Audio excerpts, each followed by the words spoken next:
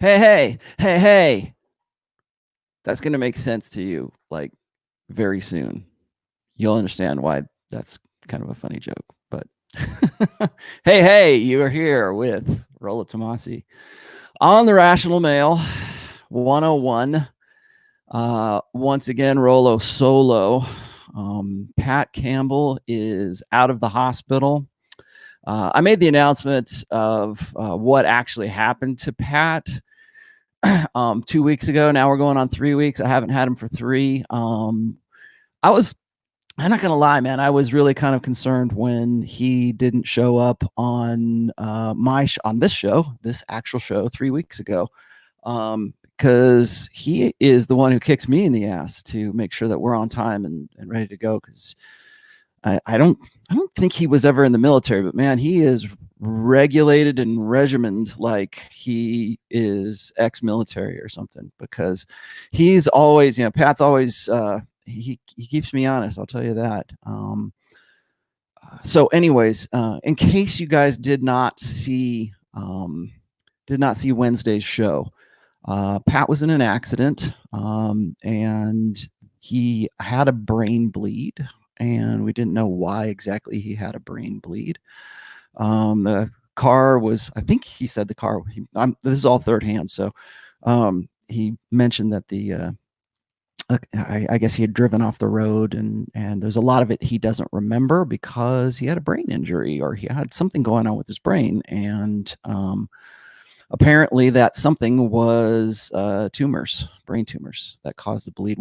At first I kind of thought it was an aneurysm or something like that. My wife, in case you guys don't know, my wife is a medical professional, and I tell you exactly what she does, but she was saying that's not good. And I'm, well, yeah, I don't know what's going on.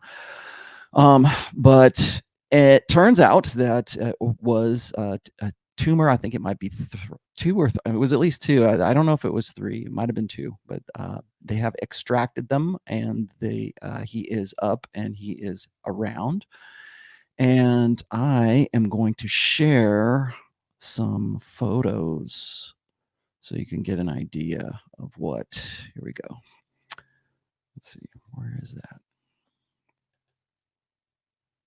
Oh, there it is, a Chrome tab, please. Thank you very much. Can I do this? There we go. So this is Pat Campbell's noggin. He just posted this on Facebook, so I guess he's okay with people looking at it. So this is what happens when you have, I guess, brain surgery, right? So here we have these shots.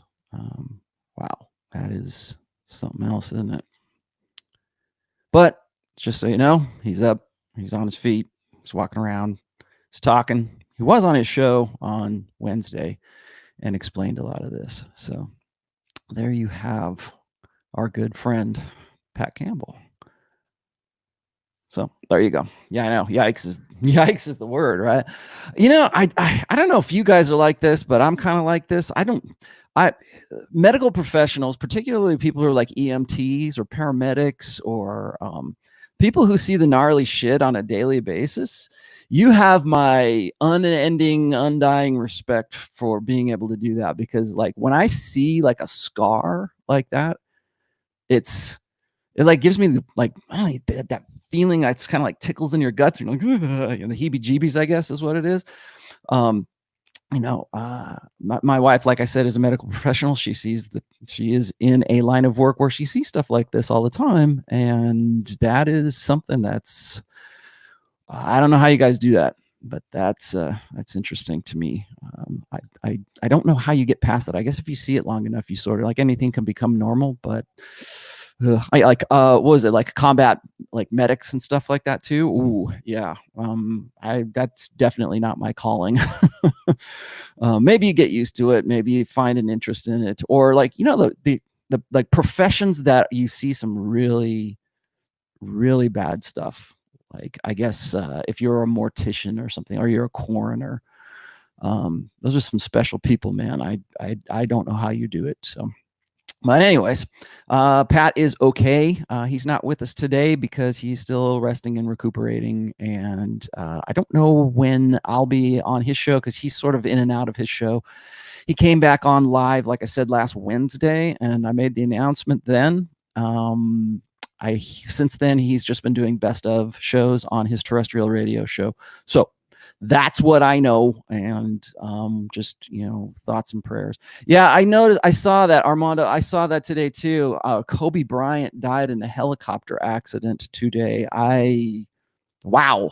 When stuff like that happens, particularly like with people who are, that's young, right? It's a celebrity, young. Wow.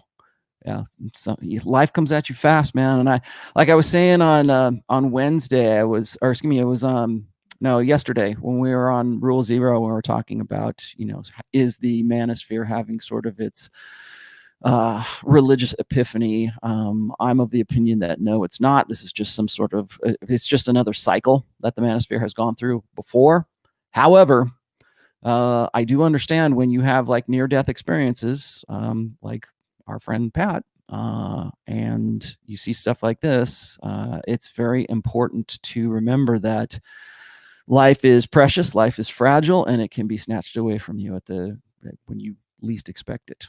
So something to think about. Every once in a while we get stopped and slowed down in our tracks. I remember when 9/11 happened in 2001.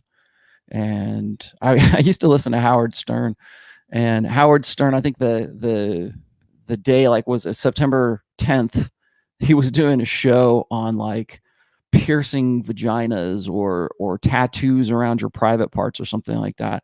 And the next day 9/11 happens, and bam, the discourse changes and everything changes. There are serious things that happen in life. Like, you remember, I don't know if you guys, well, maybe some of you do, some of you don't. I was a senior in high school when the Challenger, the space shuttle Challenger, exploded, and people wheeled in. I was in high school, and I think I was taking like a midterm or something like that, and people wheeled in the televisions so we could see what was going on. It was that big a deal. And so it's one of those things where like you remember where you were and what you were doing on that particular day and what you were thinking, and maybe what you had for breakfast or whatever. I don't know, but there are certain, I think, national traumas that we remember, and then there's certain personal traumas that we remember.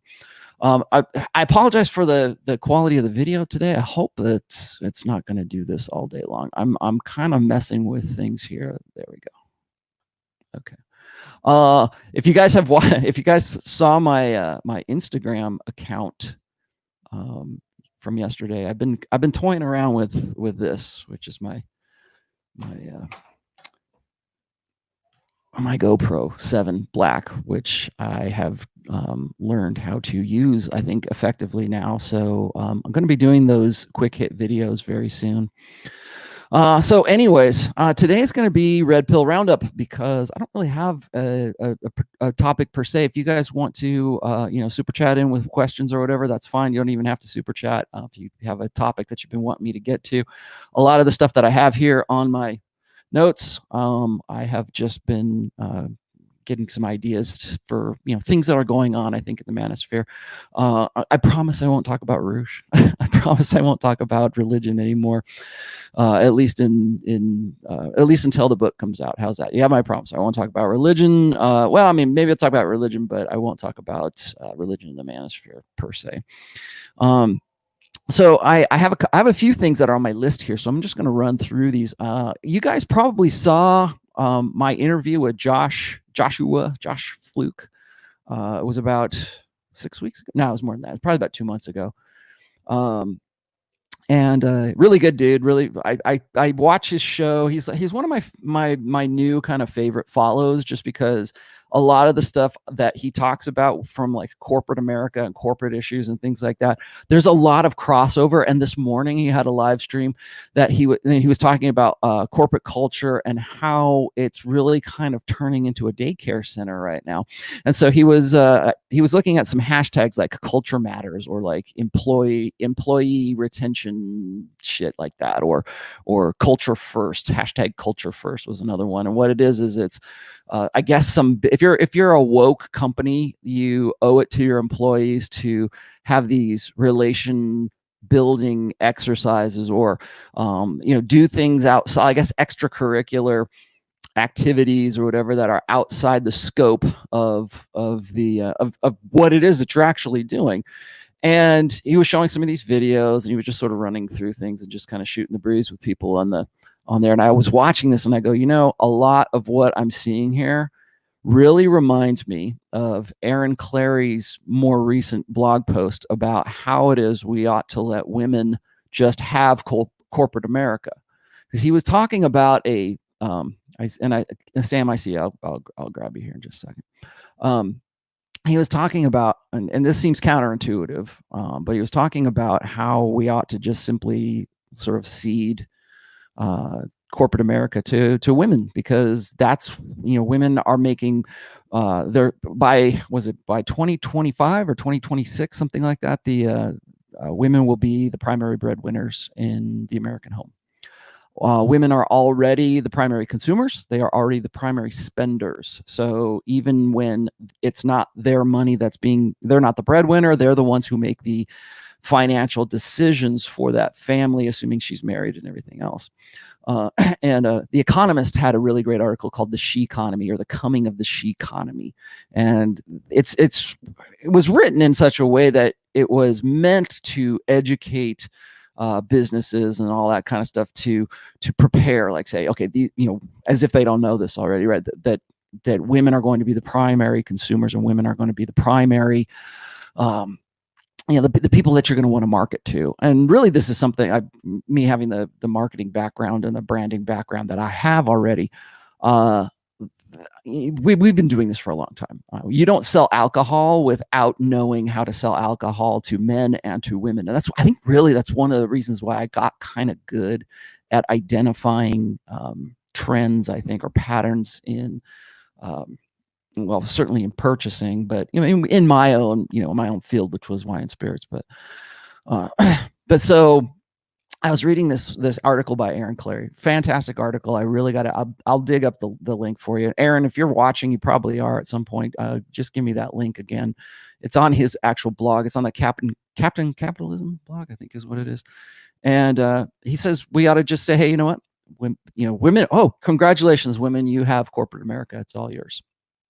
And the reason for that is because the way that women are approaching, at least American, caveat here, American work culture is from the perspective of how women would like to run that culture, not necessarily as what's the most efficient, what's the best way to turn a buck, and sometimes that has to be ruthless, right? Sometimes that has to be, you have to do what's necessary, regardless of what your feelings are, and to have a successful business. Because if you don't, we're in a global economy. We keep talking about the globalized sexual marketplace, but we're also in a regular economic marketplace that's globalized as well.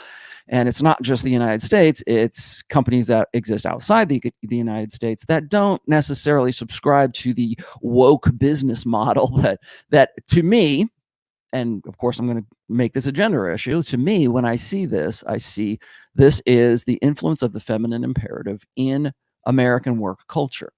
And so when I was watching what Josh was talking about, and then I was referring back to what Aaron had written about, it sort of dawned on me that, I think Aaron's right. It seems counterintuitive to say, men should man up and men should get back into the work culture and they should take control, and it should be men that are doing this. Or what was it? Goldman Sachs has just decided that they are not going to do IPOs for any company that does not have a woman on its board of directors now. So first off, that's open and blatant sexism. And second of all, it's based on this idea that just because you have a human being on your board that happens to have a vagina, you're going to be a better, more successful company, or we owe it. It's in some way like retribution and restitution, which is what I call feminism. Feminism is not about equality. It is about retribution and restitution. It is about female supremacism. And here you have it, black and white.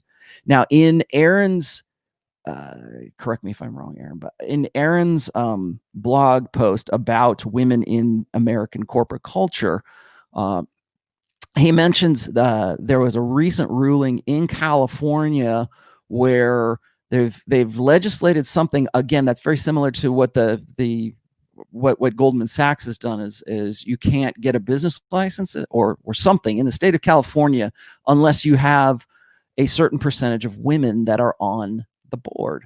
So now we have the feminine imperative that is not just suggesting equality of outcome, but also dictating financial business decisions. It is now, because of this feminine imperative, because of this, we keep coming back to the idea of like woke culture. And yes, does social justice apply to this? It certainly does, but social justice and feminism is the combination here. Now, when you look at the Goldman Sachs thing, and you look at what Aaron was talking about, and of course the blog post was written based off of that ruling in California about making sure that women are a part of those of corporate boards. Well, if you are a private company, you should be able to decide who it is that you want to have on your board and who you don't want to have on your board. That is, we're not talking about government jobs here. We're talking or education or whatever. We're talking about people who want to form a business, and they're not allowed to do so unless they have a certain representation of sexes on that board.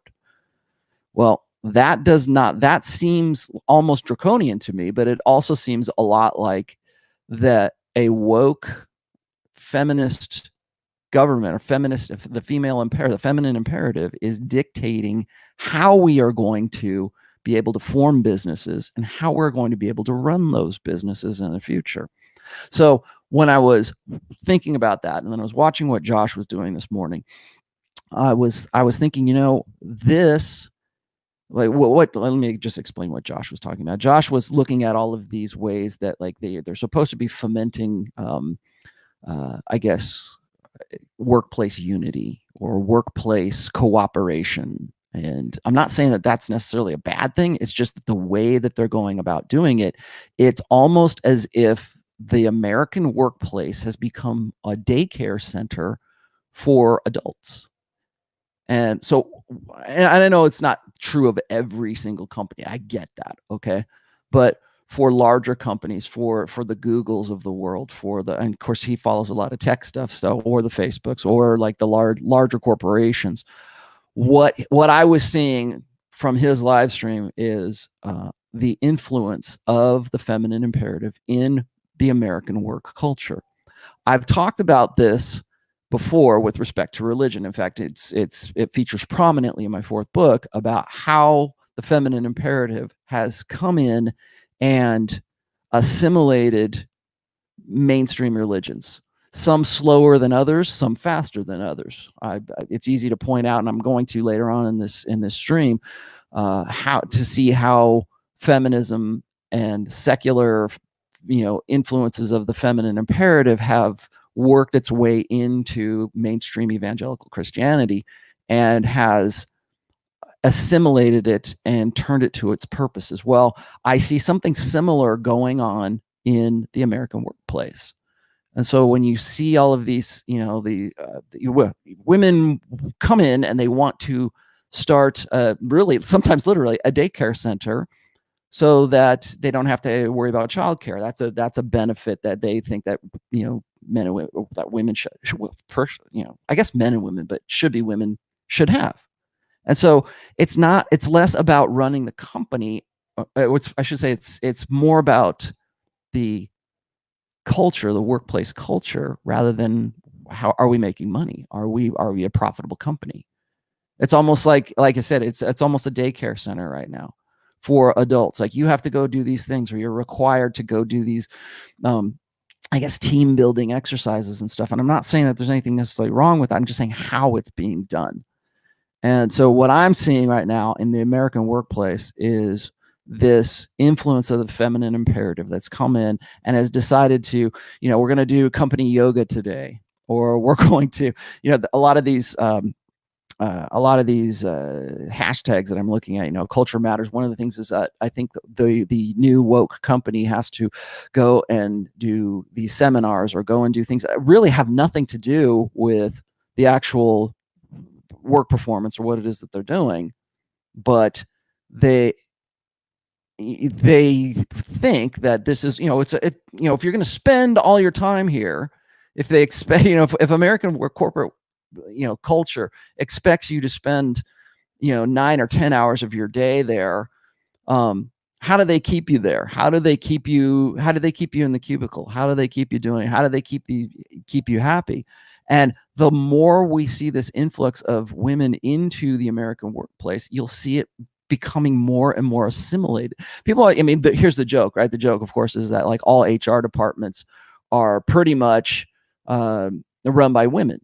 And why is that? Well, because they're the overseers. They're the people who technically hire and fire. They're the ones who are overseeing how people interact interpersonally in that environment. And it's primarily women that run HR departments.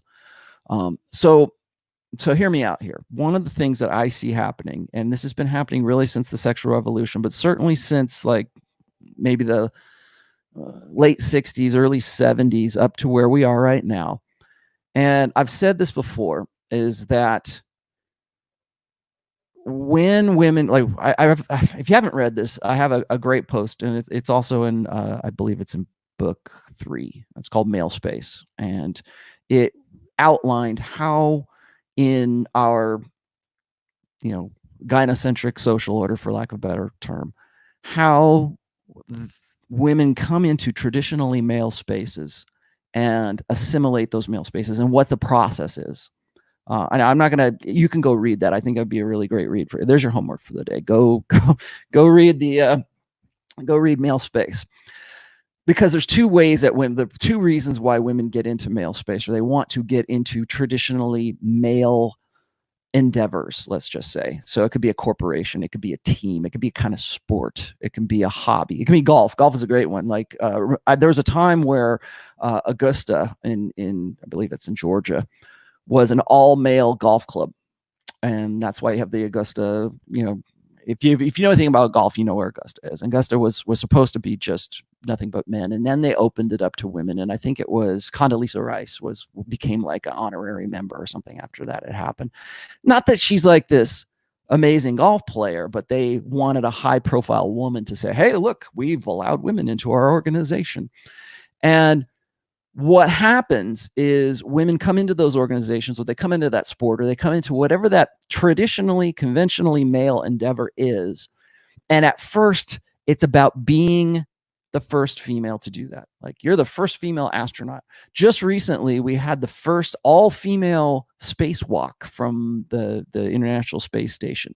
And they had to postpone it because they couldn't find a female spacesuit for two of them to go take a spacewalk together. And so it's like we bend over backwards to find out how we can put a person in space, keep them alive in space. But you have a vagina, so we've got to find some way to put you in a spacesuit so you can go outside, and then you can say that you were the first woman in who ever walked in space, or the all-female version. I'm sure women have walked in space before, but this is the all-female spacewalk. Now, why is that important right now? Why do we care about that? Now, I'll say that's generally because of the gender war that's going on right now. Same thing with the work culture thing that I'm talking about, but also Gillette, of course, but also I'm trying to remember the name of it now. Goldman Sachs. Okay, Goldman Sachs has decided that they're making this big, huge, virtue signaling public relations announcement to say, hey, look, we're not going to, we're not going to grant IPOs unless you have a woman or a certain. Now it's just one woman. I'll guarantee you it'll end up being a percentage of women on the board of directors for your company or whatever it is. That is a big deal right now because we are in an election year. And this, I would say, really ever since 2015, but since 2015, all politics are gender politics right now. So get used to it. If you go and you look at the national discourse as far as gender was concerned in the election years for George W. Bush or Barack Obama, was it important? Yes, but it wasn't as shoved in your face or as imperative right now that we start thinking about putting a woman in the White House than ever before. And if you've read my essay called the First Female President, I go into great detail about how it wasn't Hillary Clinton versus Donald Trump. It was him versus her. And that's where we're at right now.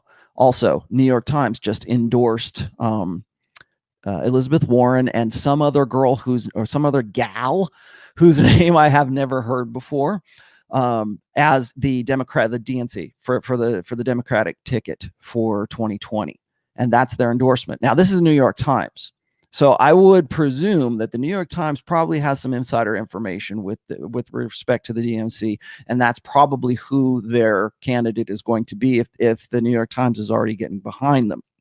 People keep telling me, well, what about Bernie? Now, Bernie is just there to make whatever woman there look good. What about Joe Biden? Too much baggage, and he's too easy to defeat, and then he's not team woman. And so, he'll say, well, yeah, I'm sure that a guy like that is going to say, well, I get behind women's issues all the time, blah, blah, blah, but he's the touchy-feely dude and he's the creep. And they don't want a creep on there. They want a woman. So here's why.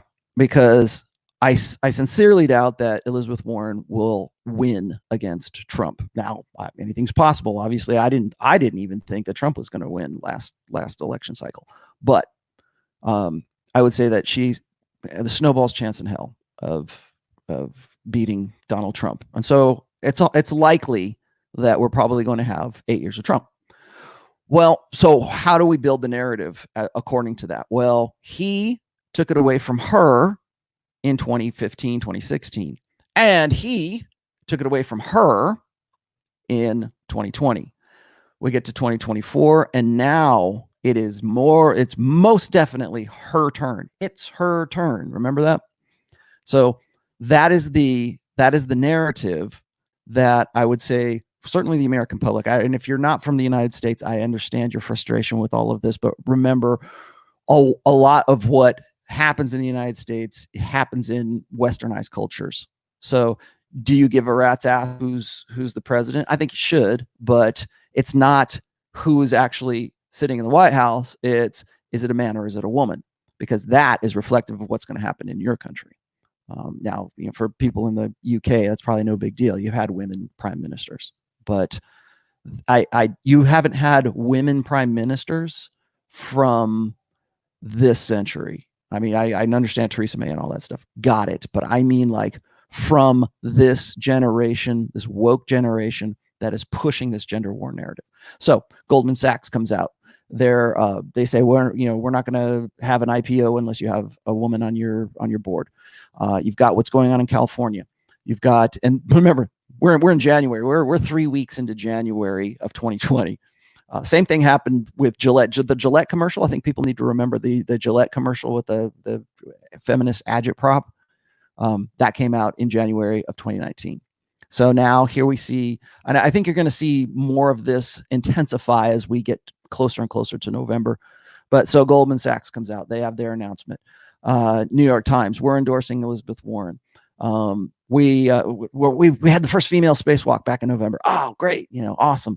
All of these things that are pushing and pushing and pushing the idea that and it's imperative. It'll be your moral duty to vote for a woman come November.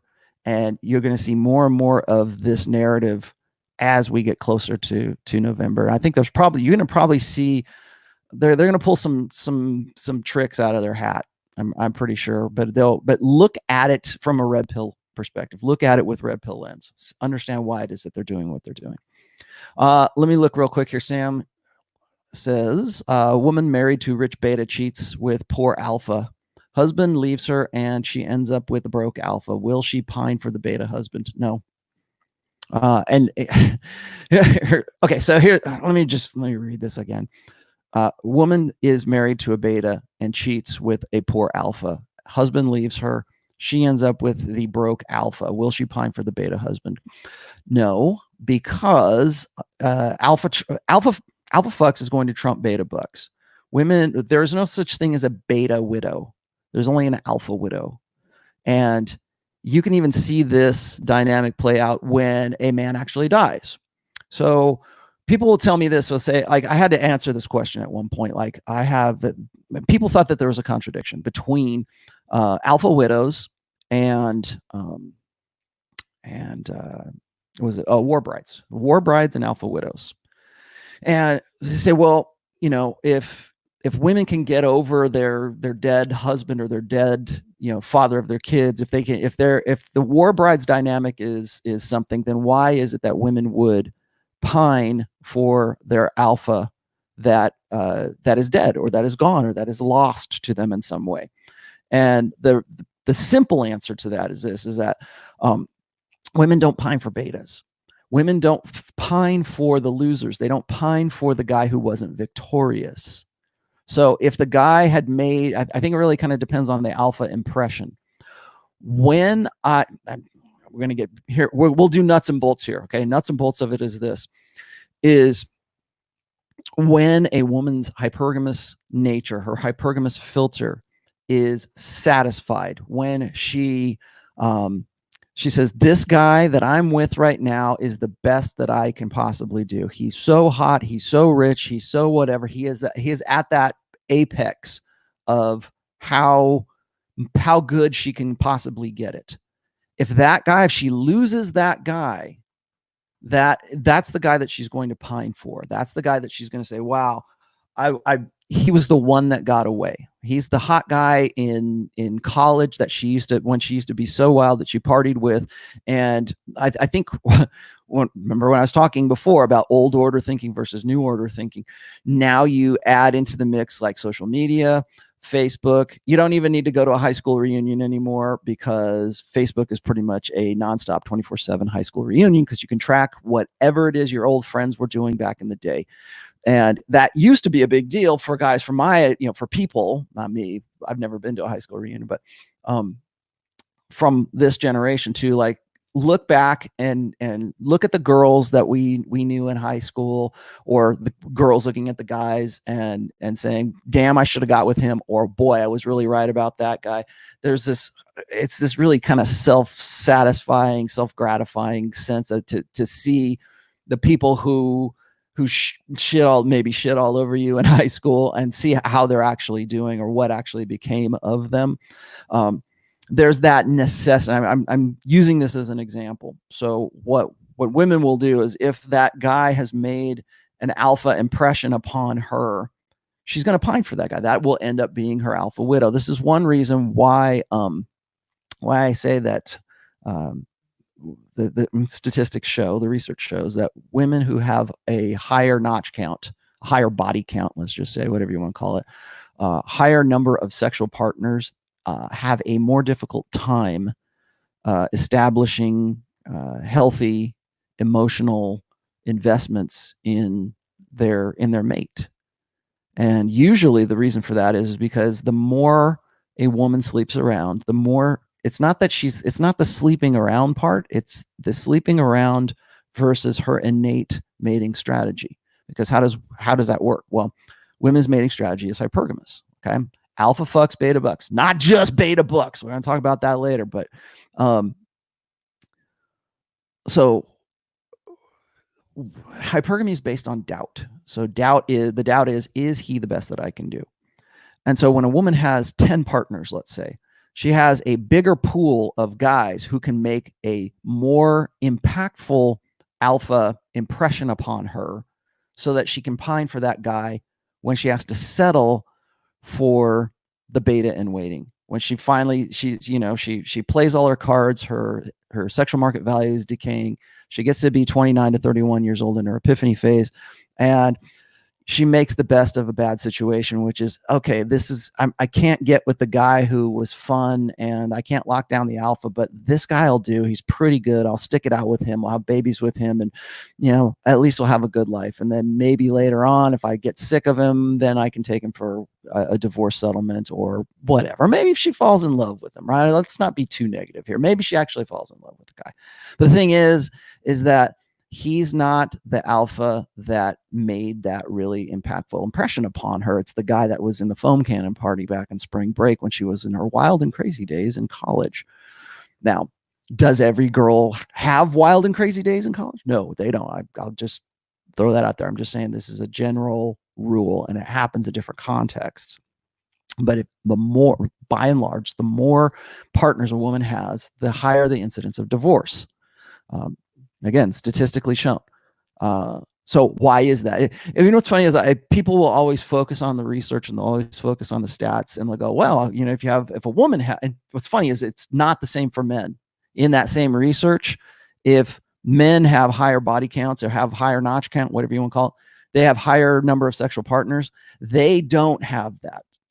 And that, again, I think is indicative of the differences in mating strategies between men and women. Women are looking for quality. Men are looking for quantity. That's just how we're built. And so for men, our innate sexual market or our innate sexual strategy, our mating strategy is to spread the seed. It is because we can potentially impregnate thousands of women per ejaculation, right? So it's scattershot, whereas women only have one egg at a time. And so they've got to use, again, sperm is cheap, eggs are expensive. That is what influences mating strategies. So it stands to reason that men would have evolved psychological mechanisms to distance themselves or to be able to separate the emotional investment side of sex from the actual act of having sex. And again, if you don't believe me, why is pornography so important? Why is pornography ubiquitous? Why is it free? Why is it high quality streaming? Why is it accessible to anybody with a smartphone? Because that is men's innate mating strategy. For women, it's about the quality. And so if one guy was quality and then she goes and she has sex with 7 more guys and none of them measure up to that alpha, that guy has just set the benchmark for the rest of her life right there. So she's looking back and saying, okay, that's my alpha. That's the guy he's the one that got away. And at no other time will you hear women talk about the one than in the past tense. They won't say he's the one. I think he's the one. Like men do that all the time. Like guys like, beta blue pill men. I hear that more about the one. I hear those guys use that term soulmate or the one way, way more than women do. And if women do say the one, it's usually the guy that was in their history, the guy who was in their past. So you've got that aspect. But Rollo, what about war brides? What about the idea that women get over their past lovers faster than men do? Well, here's the thing is when men invest in a woman, I can tell you that here's the opposite story here, but when men invest in a woman, what they're doing is, first of all, there's high quality men, high value men versus low value men. Low value men tend to invest in one woman at a time.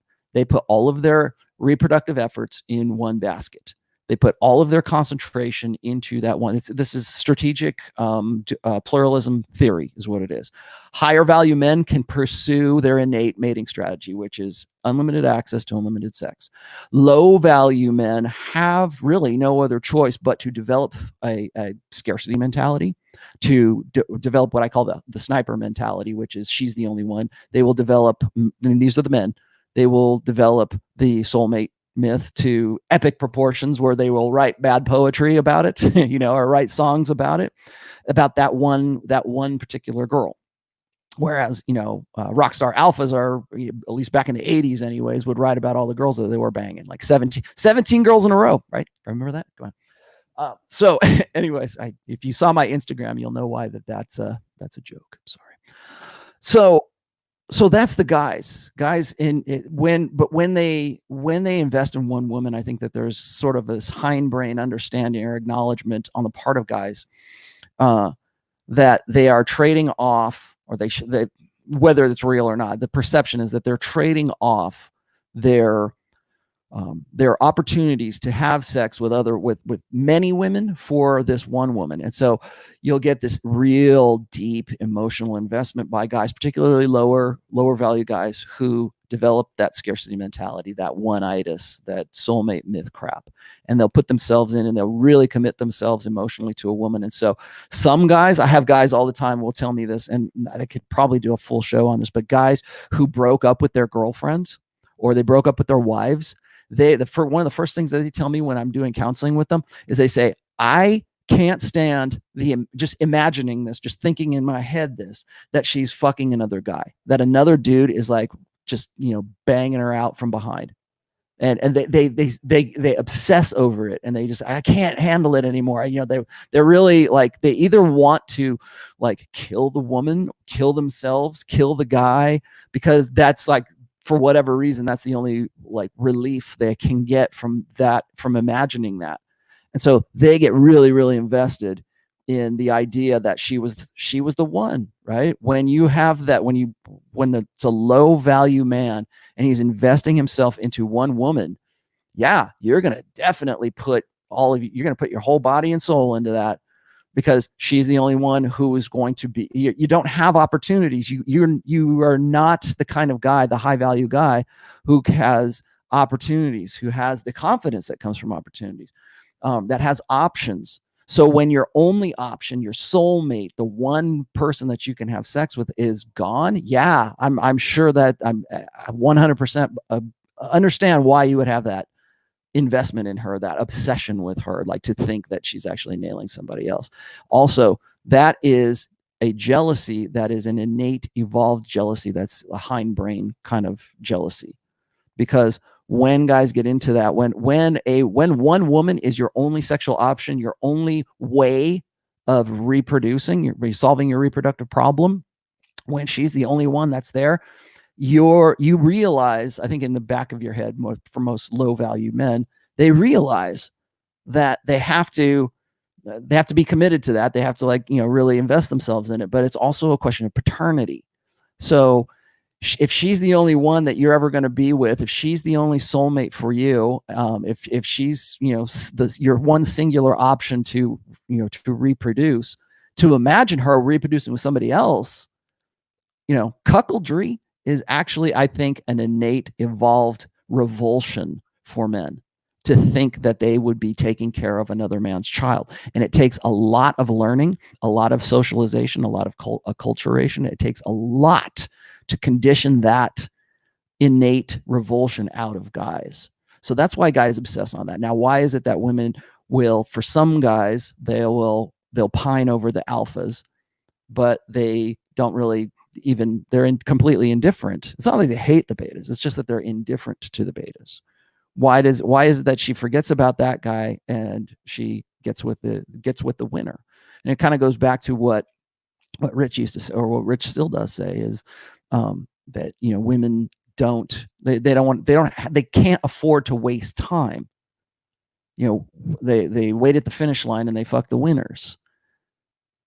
And so, and why is that? I got into Rich and I both got into a lot of trouble for promoting that idea that, that it's not that women don't see potential in guys. They do, and they do make bets. They have to make bets, because there's a cost, an effort cost versus the rewards of what it is. If they have a good hypergamous filter, if they say this guy's got potential and they bet on that guy and he turns out for them, Great. That's when women like really get upset when that guy decides that he wants to go get a trophy wife or whatever. That's why that's a big deal. That's why women fear that. It's an existential fear for women, that they would invest in a guy so thoroughly and that he would reproduce with her and they would have a family and everything. And so she's got this high value guy who wasn't high value when she met him, but now he's high value because he made partner. He's got his doctorate or whatever. And she was there sort of, giving her all and was sexual with him, had babies with him, and was really supportive of him. And then her existential fear is, now that I am low value, now that she's like, say, in her 30s or her 40s and her sexual market value is not what it was when they met, that's why women freak out when that guy says, you know what, this ain't working.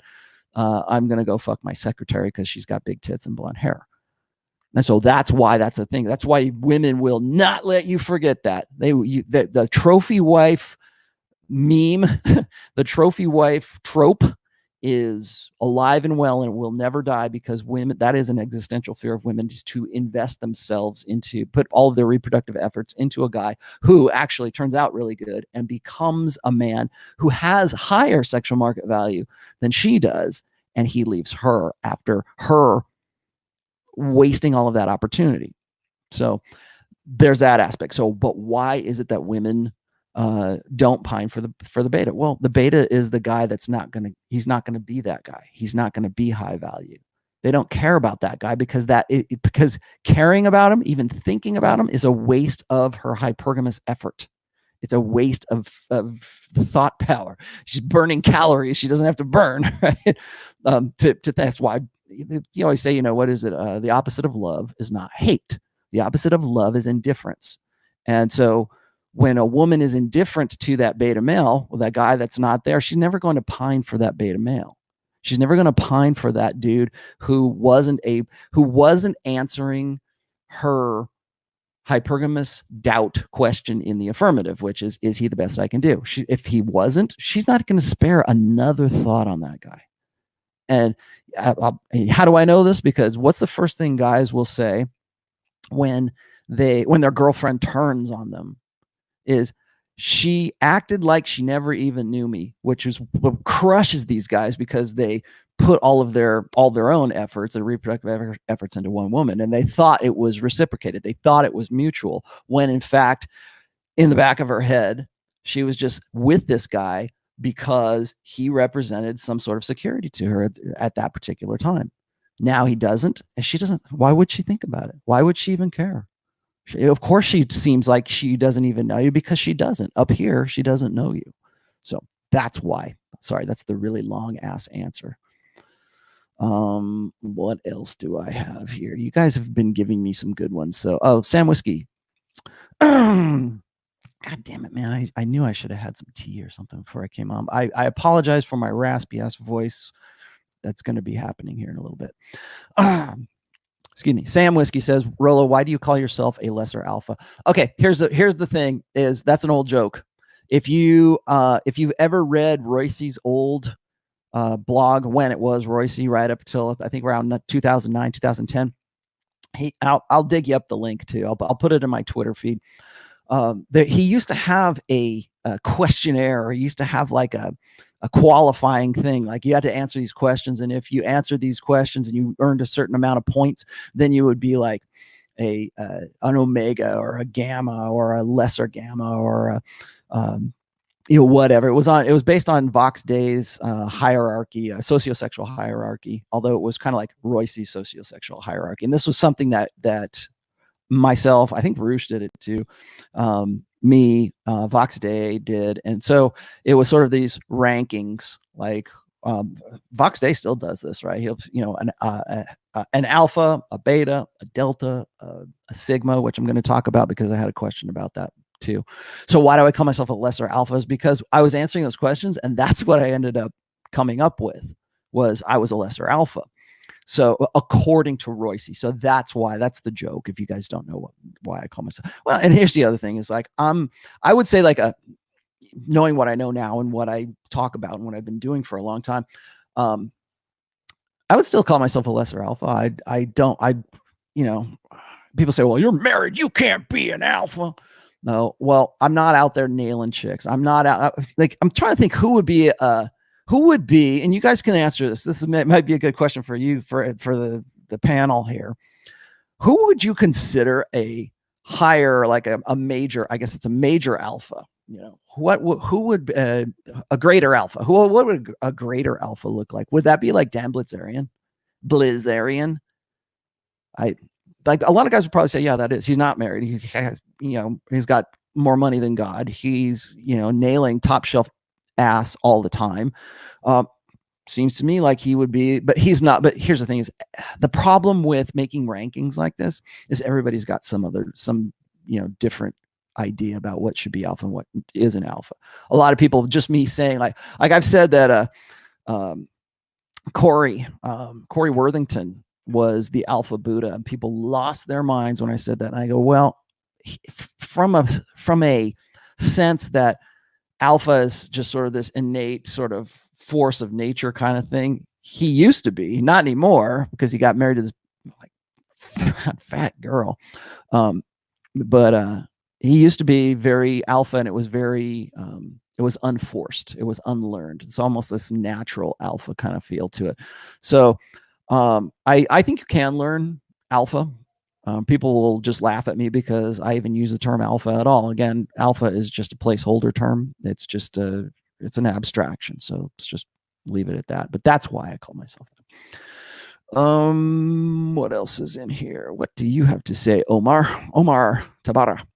Rollo, do you think that porn separately conditions some men to being used to virtual women to the point where they fall in love easily with a flesh and blood woman, or they'll fall easily in love with a flesh and blood woman? Is it internet conditioning? I've said this before, and I will say it again. Pornography is sedation. And why is it sedation? Well, because first of all, it takes care of a biological need that you would otherwise, under any other condition, have to go out and find a way to solve. One of the most powerful forces in your life, in this life, and evolutionary history is the human sex drive. And that's not to say, oh, well, you just talk about sex all the time and you just want to, no. It's the motivation. It's the incentive. I'm not going to call it the energy, because I think that gets perverted, and we take that and apply, healing crystals and, power of positivity enemas. But energy in the term of, it's an incentive. It's a motivation. What gets you out of the bed in the morning? What is worth doing? The Chinese, it was a Chinese or maybe it's Japanese. Japanese have this term called the ikigai, and that is just loosely translates to a will to live, or a reason for living. Like, what is it that motivates you to get up every day and go to work and seek out pussy? What is it that motivates you? And people will say, well, I have a passion for my hobbies and this. Oh, okay, fine. But what is it that motivates you? What is it that keeps you going? For when you're a teenage guy, yeah, that might be like, I want to figure out how I can get laid. I know that was for me. All I wanted to do was find like the most, I love music. Don't get me wrong. I love playing, but like, let's just be honest here. I wanted to play in a band because that's where all the poon was. That's where all the girls were. And I wanted to play. I still enjoy the music. I always have, right? But let's be honest here. That was a motivator. That was an incentive.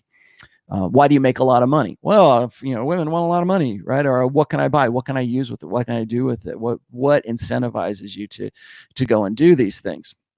Well, the problem with porn is it removes that motivation, a very deep-seated, very powerful motivator in primarily men. I'm not saying it doesn't motivate women. Sometimes it does. Just remember, women are cyclic. Their sexuality is cyclic. Men's is always on. Well, if you're constantly finding ways to diffuse that motivation, or diffuse that,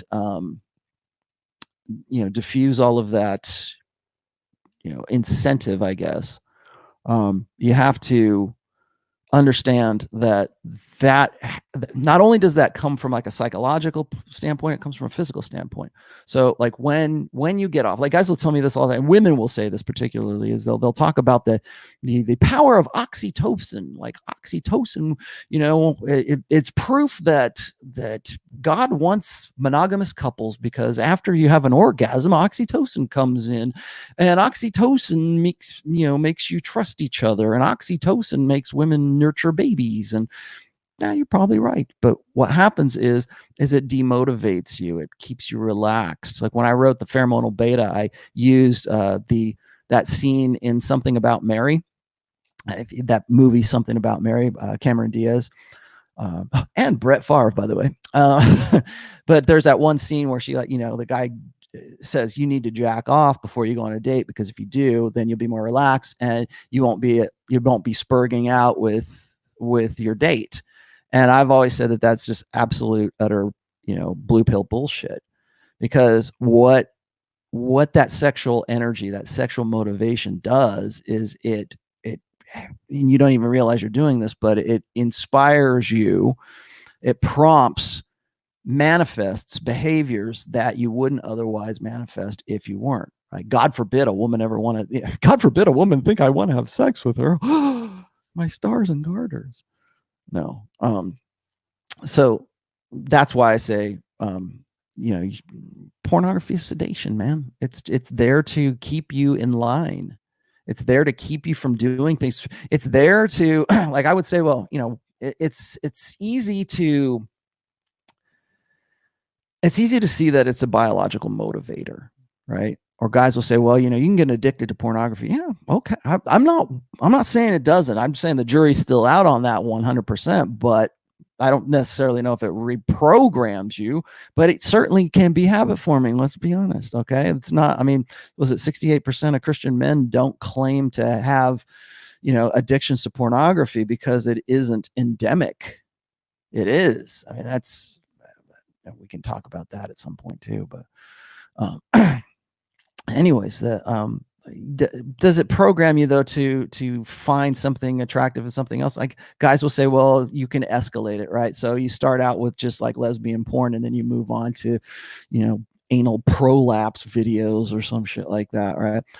Yeah, I'm sure if it's that much of a drug for you, I get it.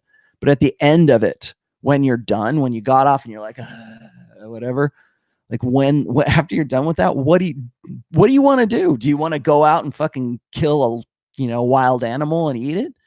Do you want to go and, what do you want to do after? You don't want to do anything, especially if you're like smoking weed or you're getting drunk, or you're like I'm not anti-weed, and I'm not anti, obviously, clearly I'm not anti-alcohol, but I do understand the realities of those drugs. I do understand the reality that the chemical cocktail that floods into your bloodstream after you get off to porn it's not a motivating thing. It's not like, taking a shot of coffee or modafinil or whatever it is. It's not like that.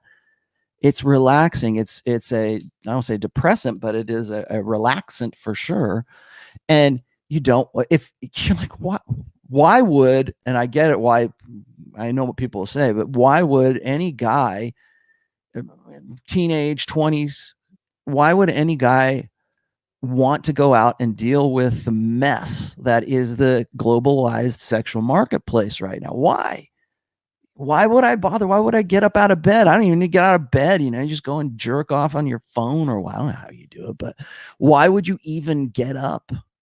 If you've had it, if all you got to do is, all I need is enough money to have pizza, get Uber Eats. And I don't even have to have a car. All I got to do is just, pay whoever to take me wherever I want to go. I got to have an internet connection. And I need my porn. That's all. Why do anything else? Why bother with anything else? And you know what? It gets into this sort of vicious cycle. Like, okay, so why do I need to even have it? Why do I need a degree? Why do I need to do any of this stuff? Because my motivation that used to come from my sex drive is now gone. It's now sedated, and it's pretty much where it is. Let me see.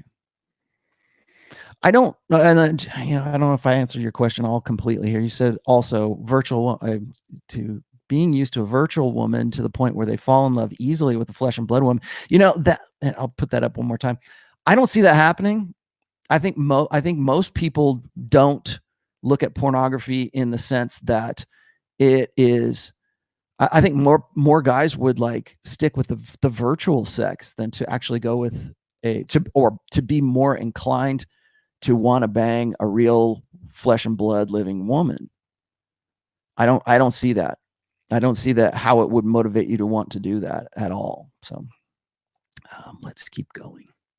Man, my voice is going to get thrashed today. Here we are. All right. If I don't answer your question. Oh, okay. Here's YOLO.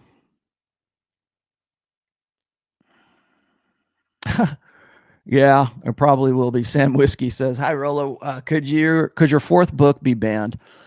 Let me explain something to you about book 4. Book 4, I'm going to aim at primarily at a religious audience. Obviously, it's going to be aimed at my core audience too. That they're very important, but I'm not going. It's not. Put it this way: I'm not going to put it in the self-help category. Like I stupidly did for book 1. Now, is it self-help? Yeah. Had I known anything about like where to place my book, I would do that. But I'll tell you the thing is, because I placed The Rational Male, my first book, in a self-help category, I disqualified myself from being able to promote it in certain ways on Amazon. Had I to do, I could pull it out and I could do it again, but then I'd have to be re-ranked again. And I want people to be able to find that book. I might change the categorization when I do the second edition of the first book, which I will finish this year. So that said, I would not have done that, but can my fourth book be banned? Banned is one thing. In fact, banned would be better than what I'm thinking is going to happen, which is it's never going to get published in the first place. Because I have a reputation. People know who Rollo Tomassi is now. I've got 3 books. They still sell very, very well. For, not to gloss myself too much, but the first book is certainly the Bible of the manosphere. I feel pretty confident in saying that now. So one thing that gets me is when I first started book 1, I used to use a service called Create Space, and Create Space was fantastic because they were really hands off, and all they did was just like edit your book. They would like proof your book for grammar or content, and they were really and people complain about the grammar and the syntax and everything that's in the first book, and that is changing too. That's one reason that's prompted me to do a second edition. But Create Space was awesome, but they got bought out by Amazon. Amazon owns, and this is by my last recollection, Amazon owns 86 or 87% of all publishing of books today. Not just digital books, not just print on demand. They own 86% of all publishing on planet fucking Earth. So, and then there's traditional publishers and everything else that goes along with that. So Amazon is controlling information right now. They can decide who gets published and who doesn't, because they're a privately owned company. They do what they want to, yada, yada, yada. So why am I concerned with that? Well, when they bought out Create Space, my books were sort of grandfathered in. Now I'm going to write it. I've got the fourth book ready to go, let's just say, and I go to publish it, and their new editors and their new proofers and all of the purple-haired feminists that are part of the Amazon machine get a hold of my book, and it never goes to press. So that's nightmare number 1. The second nightmare is this. Oh, who's this Rollo Tomassi guy? Oh, he's got 3 other books. Let's check those things out too. So then you get, because there's a new team that I have to deal with. There's like the first 3 books I went through Create Space. This book, I don't know. I'm concerned that because I put this out there, or if I tried to do like a second version of The Rational Male, I'm afraid it will go through a proofing process, and some woke, purple-haired SJW will read it and go, nope, delete. And that's what I'm concerned with the most. So could it be banned? I would be happy if it got banned, because that would mean it would actually have gotten published. So we'll see. I'm going through Book Baby for this one, and we're going to see how that works. I think, and if you guys know anything about Book Baby, please tell me, because I've never used these guys before. I'm doing the layout, and I'm as always, I'm doing the construction of the book myself, and everything's on me. The cover, of course, and I wouldn't allow anybody else to do it. The only person I allow to have anything to do with my books is my editor and Sam Bada, to read my books. Nobody else does jack shit with my books. And if you have a book and you would like me to lay it out for you, or you would like me to do the cover like I did for Hotep Jesus's book, I'll be happy to do it. Please hit me up. Samurai Jack. I love that. I love Samurai Jack. People don't know that. You know what? I should probably do like an episode of things you didn't know about Rollo Tomassi. I'm not that cool. Nobody would care. Is your wife a credentialed MD, LP? No, she's not. She's not a nurse. She is not a nurse. So I'll just leave it at that. I know you guys are going to try to find some way to figure out what my wife's all about, but no, she's not a nurse. What else do you have here? YOLO. Hi, YOLO. Hi, Rollo. What do you think of testosterone therapy? I am too tired and have low energy, so I am considering TRT, but afraid of the side effects. I am probably not the best person to talk about TRT. I have never been on it, although I am curious about it. I know that Donovan Sharp is on it. I know that Rich Cooper is on it. I know for a fact that my good friend Pat Campbell is on it. There's a lot of people who sing the praises of testosterone replacement therapy, and I don't know. I don't know enough about it. However, I will say this. How old are you first? I think you're under 40. So I think a bigger question is, why do people feel like they need to have testosterone replacement therapy right now? What is it that's contributing to low testosterone? Those are some bigger questions to consider. I don't know what the side effects of it are. I think acne. I don't know. Like I said, I'm not on it, although I am curious. I would not mind. I have never had my testosterone checked. I never really felt like I needed to. My testosterone replacement therapy is the squat rack. So that's as far as I go with that. And if you guys go and you look at my Instagram, you'll see that, yeah, Glow, I do fucking lift. So go stick it in your ass. Let's see. Nick says, is masturbation in and of itself sedation? Well, gosh, is this going to be the all jerking off episode? Well, yes and no. Like a lot of guys will say, well, some guys, like particularly the anti-porn crowd, will say, there's that religious thing, don't touch your dick, right? I've talked about this before with Ryan Stone. I have an actual episode on this. If you look in my videos, you'll see. Just go back and have a look at the videos that I talked about. But the short answer is, and this is my theory, is that masturbation for men is something that keeps lower SMV guys in line. It is a sedation and this is an evolutionary thing. It's a biological thing. There are certain manifestations that a guy who is getting sex on the regular does, and the guys who are not getting sex do. One of those things is masturbating. And I think that chronically masturbating, let me clarify that.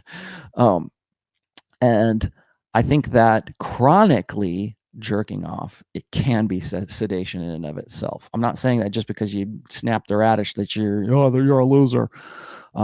Here's the other thing is, why is it that, and this goes back to my theory, why is it that men masturbating is a failure?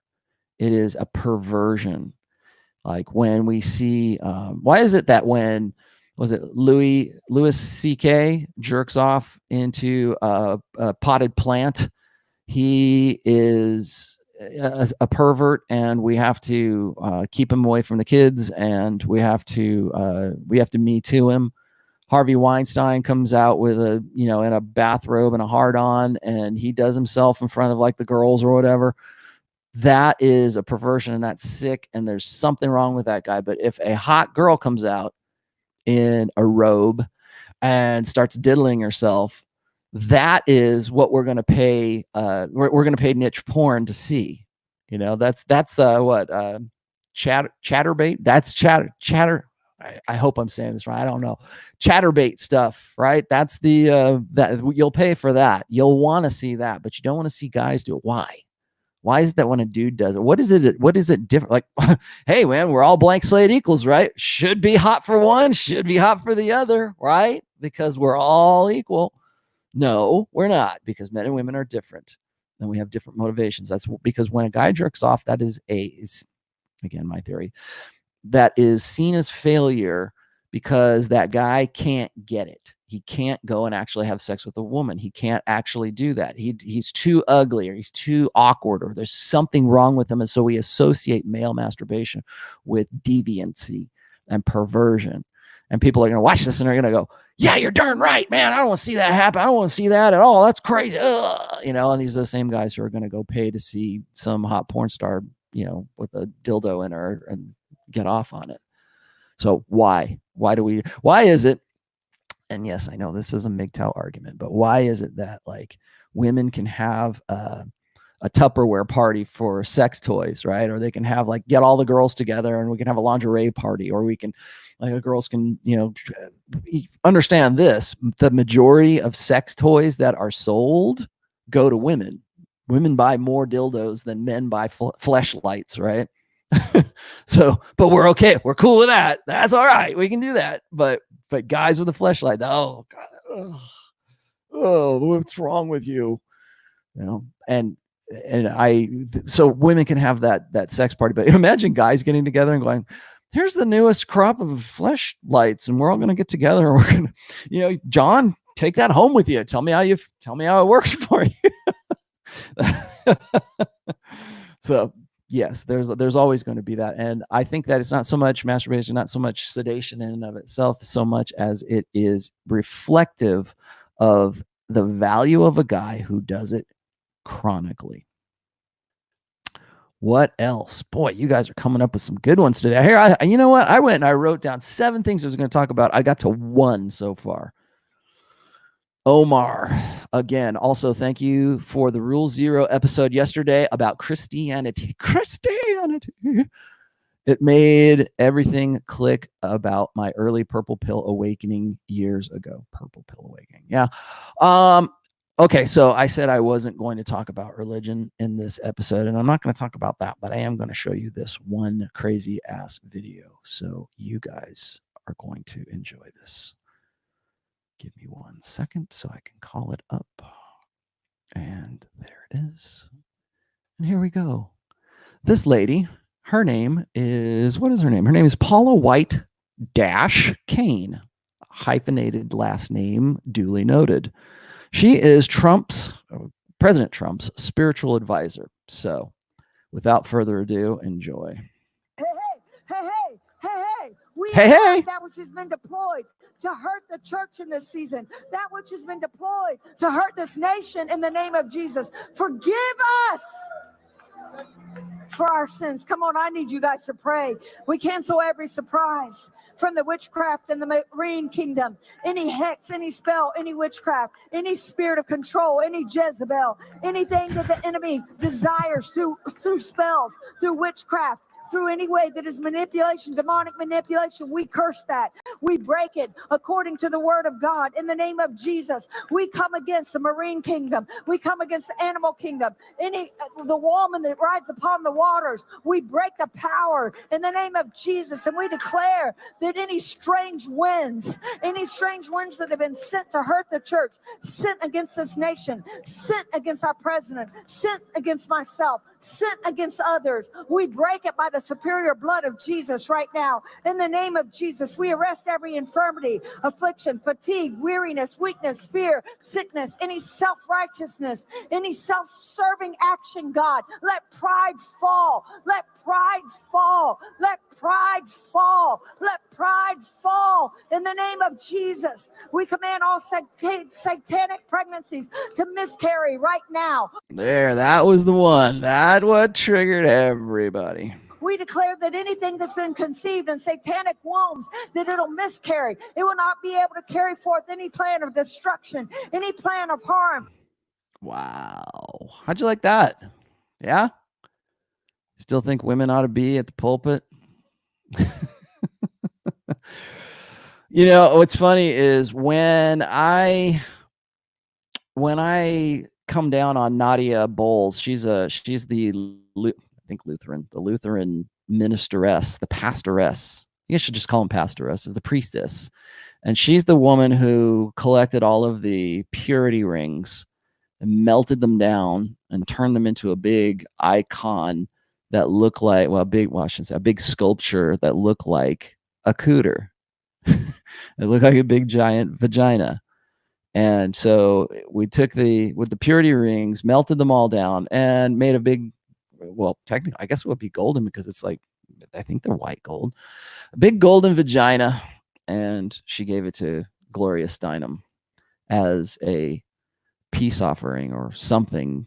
And how you can conflate that with Christianity is beyond me. Now, the reason I put that out there is because I wanted to give you guys an idea of this is a good sizable section in book 4 about shit that's just like this, which is women in ministry and women coming into male space. Like I was saying at the beginning of this show, women are infiltrating in assimilating male spaces. One of those used to be religion. It used to be that men were the ones who were the leaders and the directors, and now slowly but surely, slower in some religions, but still making inroads, you see more and more women coming into it. And this is from the language and from what I know, this woman is an evangelical Christian. And if you look at the audience, it's primarily women.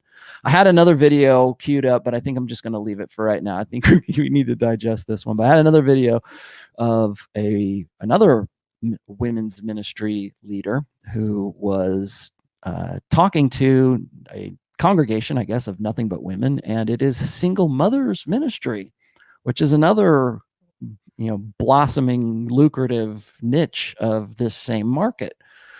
And so when I look at this stuff, I look at it from two different angles. I look at the what the woman, like, there's other ones too. Like Beth Moore is my favorite punching bag. Also, Sheila Gregoire is another one. That you want to know why I get why I was on Wednesday, why I was so upset that that Dalrock was closing his door, was quitting his blogging, is because of this stuff.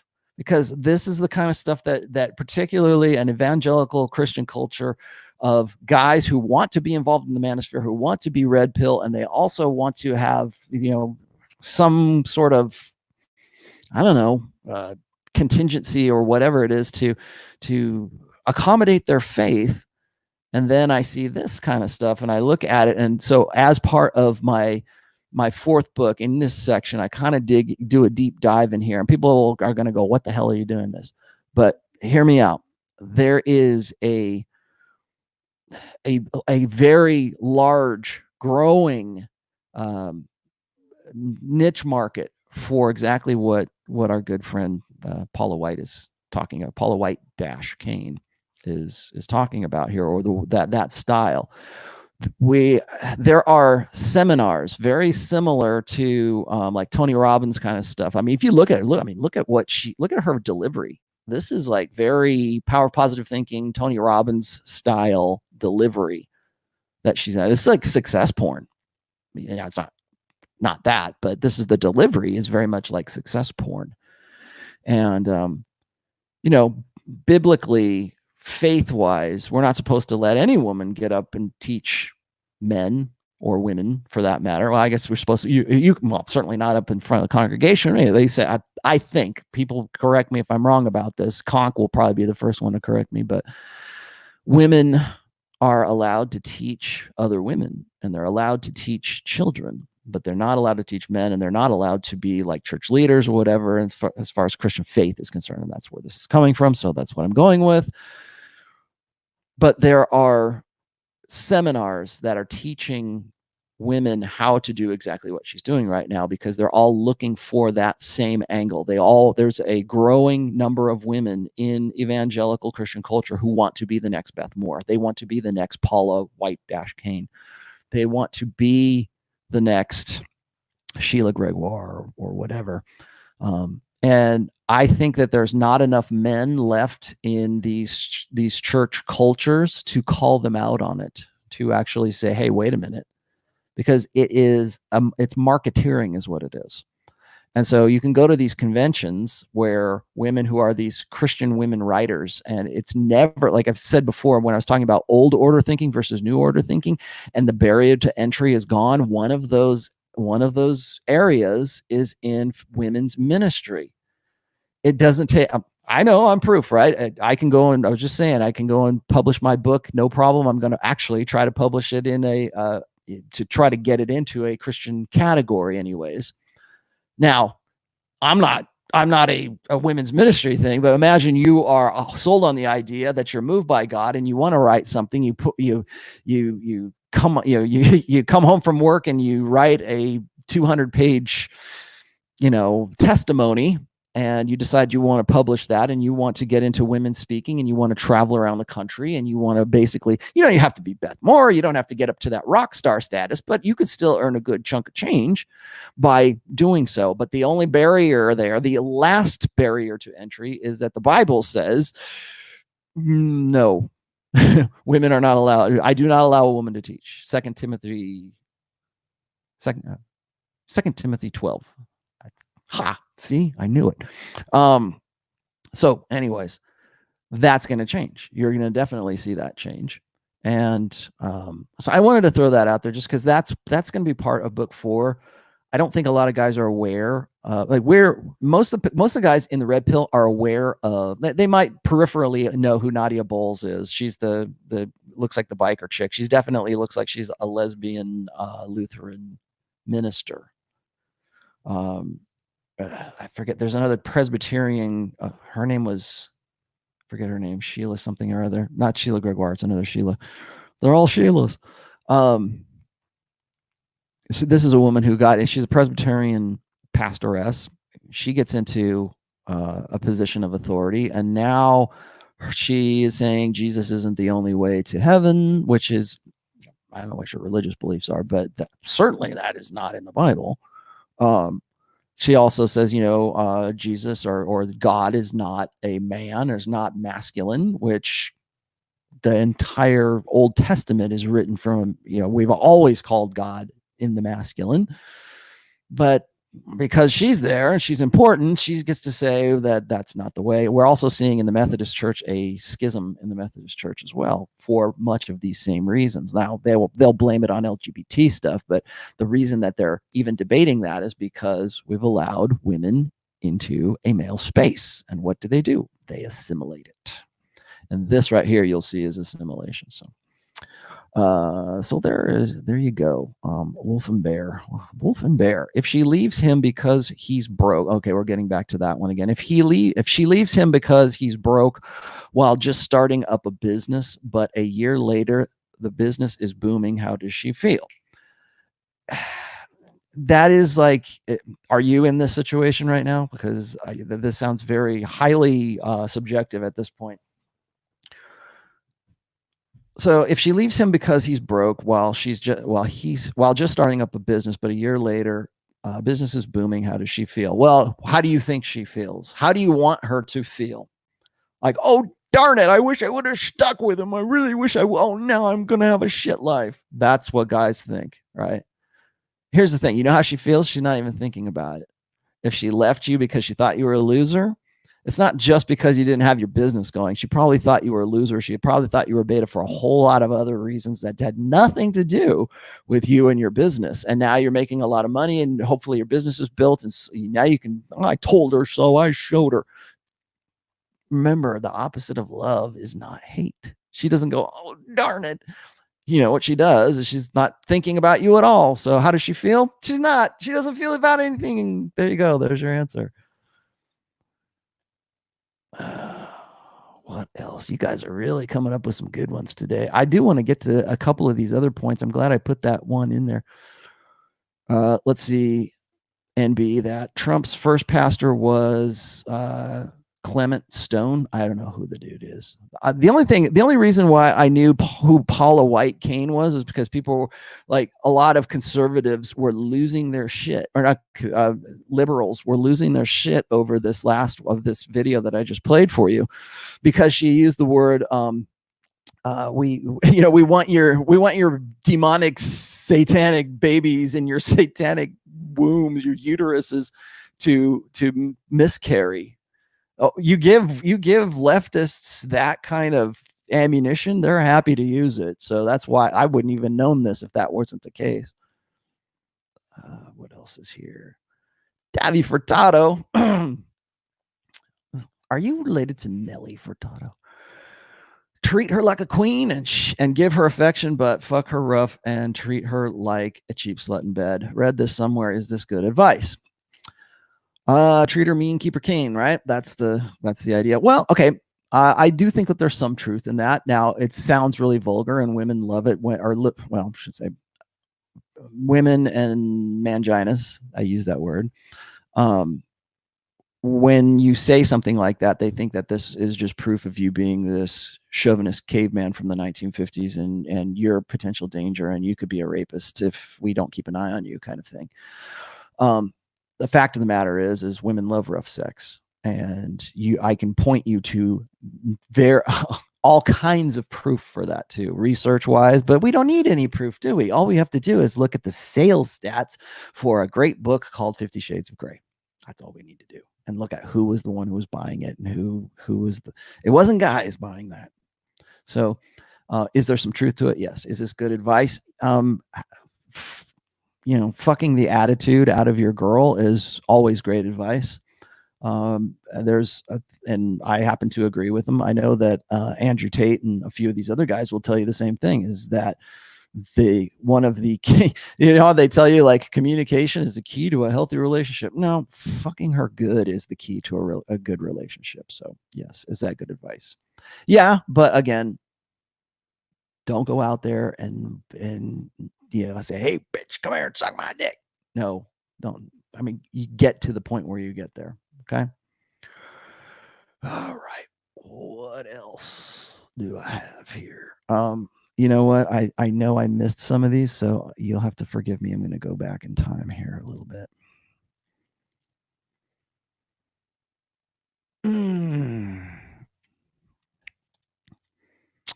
Let's see. Who else? Yellow, I got to you. Wolf and Bear, we got to you. William Pasayas. I think that's what you're saying. Rollo, your thoughts are there.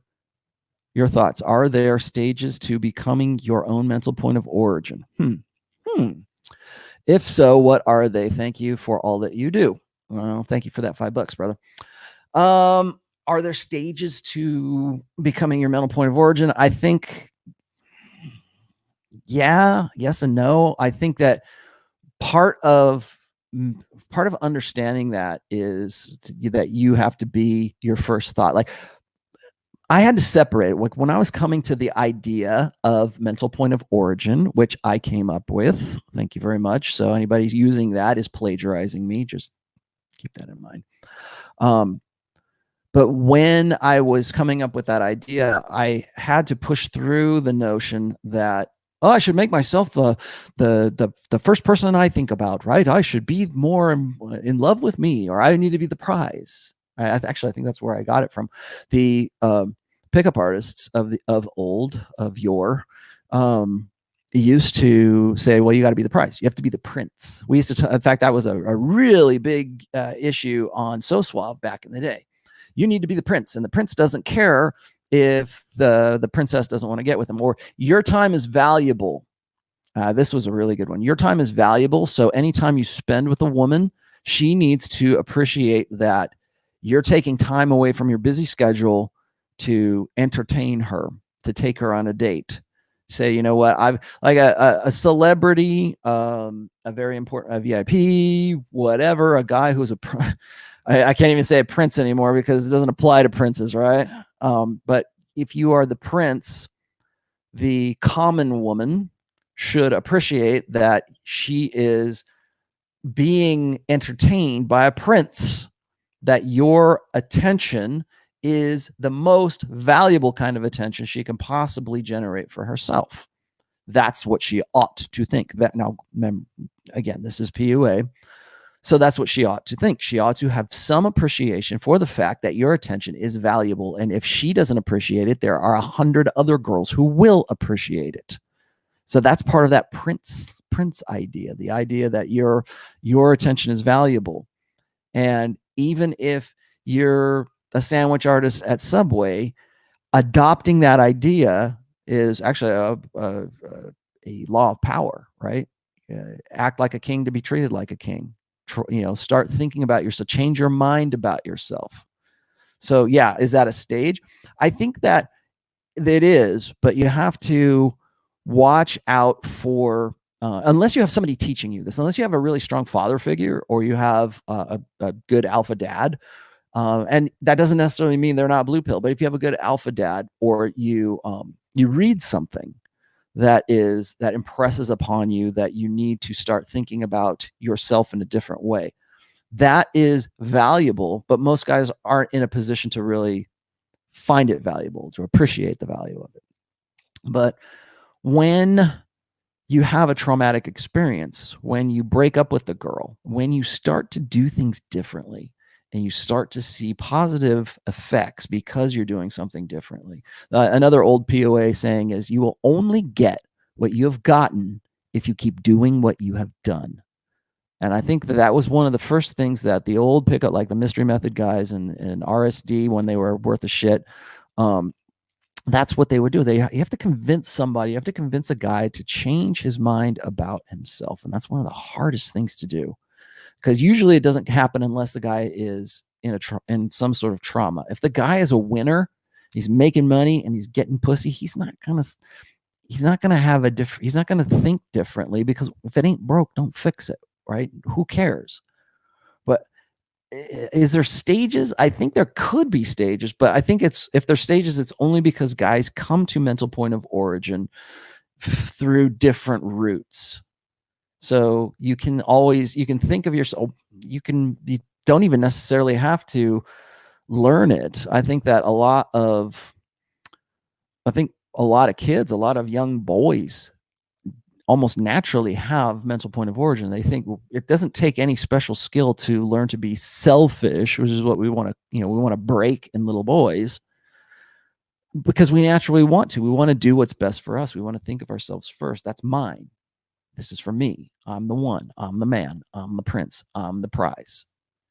And it's not hard to do that. In fact, you have to go the other way. You have to condition out of that boy to think in a different way. So you have to condition out of it. Takes a lifetime. It takes the village to condition out of a boy what he would naturally have in him, the way he would naturally feel. Now, people are going to argue with me, and they're going to say, well, not everybody's born that way, or that's saying that there's some sort of genetic component to it. And I would say that maybe there is a genetic component to it. One other thing I get thrown at me occasionally is, well, if we're all, if women are only seeking alphas, then that would mean that we're all alphas, right? Because they only breed with alphas. Well, they don't only breed with alphas, but okay, maybe you're right. Maybe they do only breed with alphas. And guess what? Maybe this generation, well, my generation and your generation and future generations, maybe we are the sons and daughters of alpha males. Maybe we are. And we've just lowered the bar for alpha. We've just lowered everything down to the lowest common denominator. So, when people throw this at me, they say, well, like, was it 1 in every 200 guys is a direct descendant of Genghis Khan. Yeah, you're right. Maybe we are. We're the sons and daughters of alpha males, by and large. Was it 17 women reproduced for every one man as far back as 8,000 years ago? So maybe we are. And maybe if you're giving up on your genetic legacy, maybe you're betraying the efforts and energies that went into creating you. What else? Gunlock. That's a cool name. Have you seen the video of Anthony Douche Johnson in the morning show? Yes, I did. And like I said, I don't want to dwell too much on Anthony anymore. I'll give you my quick hit take on that whole thing. Anthony is following in the footsteps of what Roosh was doing in 2015. And not just Roosh, I should say, Milo Yiannopoulos, Mike Cernovich, which doesn't surprise me that he is partnered up with Mike. It is what I call outrage brokership. And if you want to know what that means, as you might guess, I have an essay about that. It's called Outrage Brokers. And I wrote that in 2016, which was right around the same time that Roosh was decided to do neo-masculinity. Now, if you go back and you look at what was going on in 2015, 2016 election cycle, it is almost identical to what's happening with Anthony the douchebag Johnson. And going on, like, remember when Roosh, oh, God damn it, you guys got me fucking monologuing on Roosh again. Remember when you got me monologuing? Remember when Roosh went on Dr. Oz? Anthony just had his Dr. Oz moment on Piers Morgan. And a lot of people are saying he got his ass handed to him. And I'd be inclined to agree, because Anthony doesn't know what to do. He doesn't prepare himself. Here's the other thing is, I think that Anthony thought that going on Piers Morgan, he would have an ally in Piers Morgan, because Piers Morgan has talked shit about like feminism and has been, he in some ways I can see how people would misconstrue that he is like part of the manosphere, or at least he has some leanings there, because he'll talk about feminism in a critical, let's just say a critical light. But in that, I didn't watch the whole thing. I only watched the parts that were clipped out for me. But in that one, the clips I saw, I think that Anthony's idea going in was that Pierce was going to be an ally, because he's still trying. Hey, but Pierce, you remember when you said this? Piers Morgan's, remember, it's their game. That's another essay I have. It's called It's Their Game. And that's whenever you go on the MSM, this is one valuable lesson I have learned from the mainstream media, is it's always their game, and they're always going to cut it up, and they're always going to misconstrue you. If they can find a way to do it, they will, because they're never going to tell you the whole thing. One of the best things, and I know I can be critical of Mike Cernovich, but one of the best things Mike did on 60 Minutes, when he went on 60 Minutes to talk about fake news, was he insisted that he have like his own videotaping of the interview going, so that he could show you all the parts that they clipped out. And again, this is one more example of old order thinking, old order media. The 60 Minutes, definitely old order media. What do? They clip out all the stuff that fits their narrative, and they completely eliminate anything that would make them look like douchebags, right? And if they can make Mike look like an idiot while they're doing it, they're going to do that, and they will always do that. Piers Morgan is going to do that. Anybody in mainstream media is going to do that. And why? Because just like I was saying prior in the beginning of this video, is that that's the narrative of the day. We have to get it to the point where we have to get the Western culture popular consciousness has to believe that men are so bad and so evil and are so fucked up in the head and are so messed up that it is a moral imperative of the voters, a voting bloc of the United States, to vote for a woman come November 3rd. That's what we're supposed to believe. And you say, well, that's the BBC. Yes, it is. Sorry, but it's a global communication. Yes, it is. That is the narrative that we're supposed to believe by the end of this election cycle, is that men and women, or that men are so bad and so evil. And how do I know that? Well, look at what recently Barack Obama has been on record saying that he thought that the world would be better if we just step aside, men just step aside and allow women to run the world and run the country, because men are stupid. And I paraphrase, but he said something like that. He said something like, men are stupid, men are incompetent, men are too dumb to run the country, or too dumb to run the world. Even though he was a president for 8 years, men are too dumb. See, that is what I mean. That is the narrative that we are supposed to believe. So that was one. What was the other one? Oh, Andrew Yang said something to the same effect. He says, men mess things up. We need women to come in and clean up our messes, kind of thing. Well, again, I'm paraphrasing Andrew Yang. Same thing, exactly the same narrative. So why on earth would you go on? This asshat gives me so much shit about, having talked to a New York Times reporter who we both invited to the fucking convention, right? And he invited to his last convention, and I'm the traitor for going on there and talking. And this is where we're at right now. No, it's the guy is he's amazingly autistic and amazingly self-deluded. And you can see it right there in that video. You can see it when he's trying, because all the wind in his sails goes out when what was it? Pierce Morgan says, "I am a feminist. I believe in equality." Because you don't believe in equality. Feminism is equality. And when he said that, he just parroted back that bullshit. All the wind went out of his sails. He didn't know what to do. I'll tell you who the real victim was, and I'll stop after this.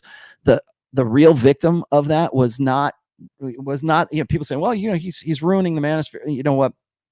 Manosphere's done. It's already done.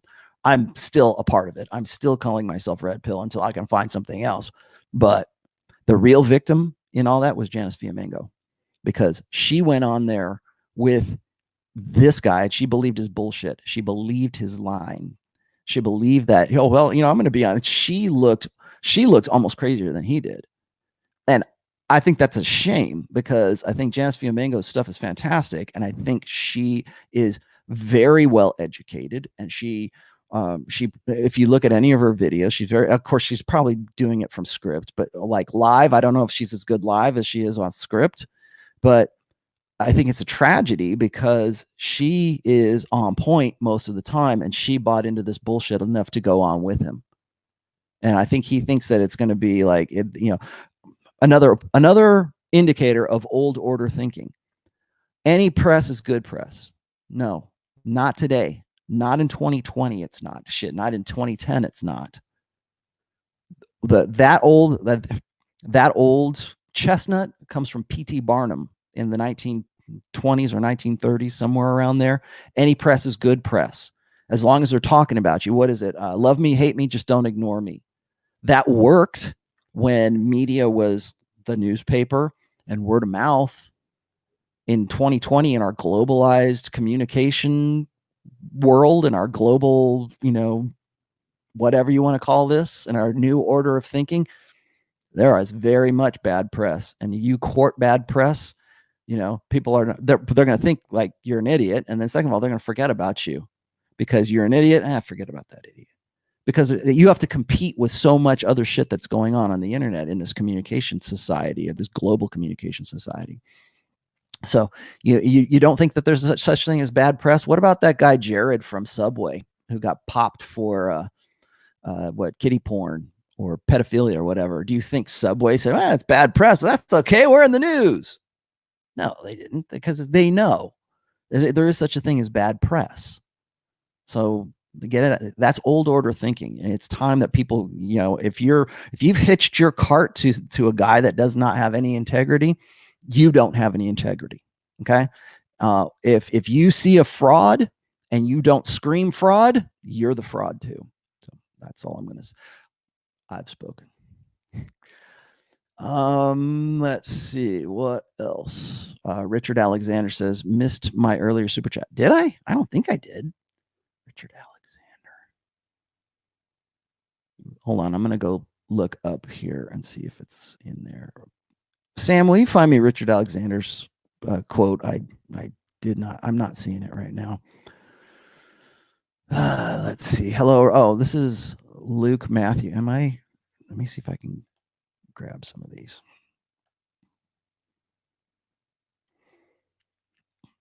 Well, there's Omar again. Thank you, Omar. You're quite talkative today. Excuse me.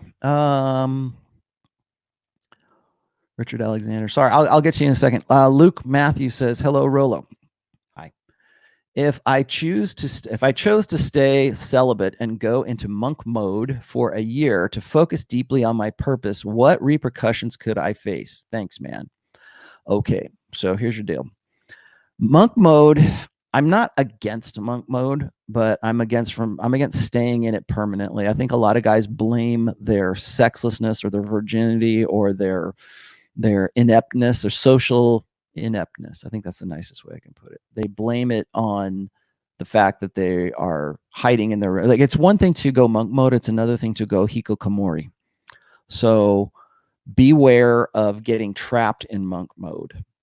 I think monk mode is I wouldn't go for 6 months. I would say more like 2 months, a month, and collect your thoughts. Now, the other thing is you have to understand, you have to be committed to the purpose of monk mode, which is, as you just said here, focus deeply on my purpose.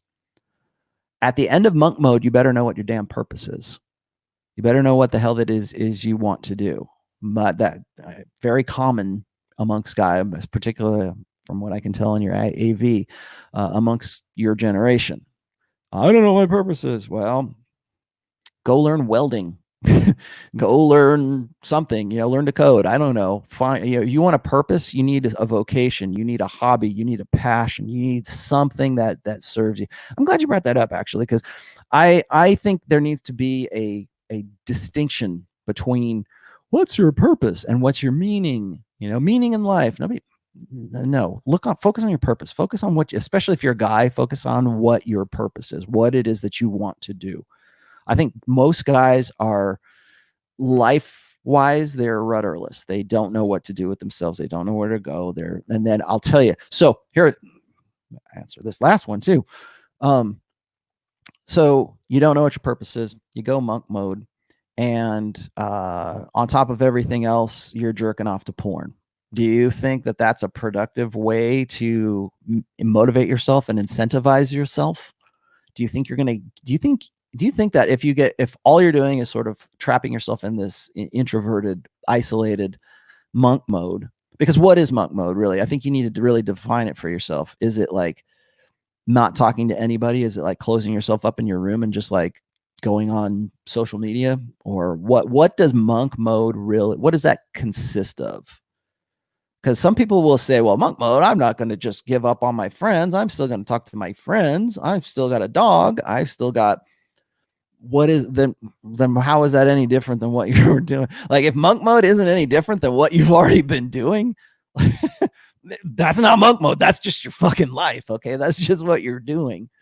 So, so make sure that there's a distinction between purpose and meaning. And there's also like monk mode and what you've been doing up to this point. Now, I think a lot of guys will say, well, monk mode means that you're not focusing on girls. Good. Okay, fine. In that case, I definitely agree. Find your purpose. Do something to build yourself up. Make yourself, okay, you know what? We were just talking about mental point of origin. Go monk mode and become your own mental point of origin, and you will have made some headway. You will have done something for yourself. Find your purpose, whatever it is. So those are some things to think about. But what you asked me, what repercussions could you face? The repercussions are this: is you get trapped in monk mode. It gets to the point where monk mode becomes your lifestyle instead of just, getting out there and finding. I mean, you say finding purpose, but I'm gonna say like motivation to go find your purpose. So if you, does that mean you go take college class, like junior college classes? I don't know. I think if monk mode is going to be valuable to you in any way, you've got to live differently. You've got to say, you know what I was doing before is not working. Like the POAs were saying, you know, you will only get what you've gotten if you keep doing what you've done. Great. Go monk mode and stop doing what you've done. And then figure things out and decide what it is that you really want to do. Move to another city, you know, go do something else, do something new. I think one of the things that probably, I should have added this. One of the things that I think guys need to think about when they talk about going monk mode is, what is it that inspired them to do that? What transpired in their lives? They go, oh no, I got to go monk mode. Well, why, man? Why are you going? Why would you do that? Ask yourself that. You got to have that insight, because the repercussions will possibly be that you don't find your purpose and you end up making that your lifestyle. So keep those are things that could happen. Okay, Richard Alexander, I got you here. You said, how does one shift revenge to working on themselves? How does one shift revenge to working on themselves? My ex has noticed me dating hotter, younger women, and now it's fueling me more to keep doing it for her rather than my own growth. Okay. Sorry. Damn it. I would have put this on screen if I would have saw it. So Richard, and you're probably asking me this because you've read the part of book 3 where I get into revenge and rejection and revenge. Guys, when they get rejected, there's certain guys want to in some way get back at being rejected. They want to find, or they get cheated on. And usually I think that's where a lot of this comes, but there's this desire to get back at a woman. A lot of guys, and maybe I'm not saying this is right or this is wrong. Maybe it's wrong, but I think a lot of guys maybe mischaracterize MGTOWs as revenge seeking. And what I've said to guys is, like, when you next a woman, or when you want to go monk mode, when you get into that position, it's real easy to make revenge sort of your purpose.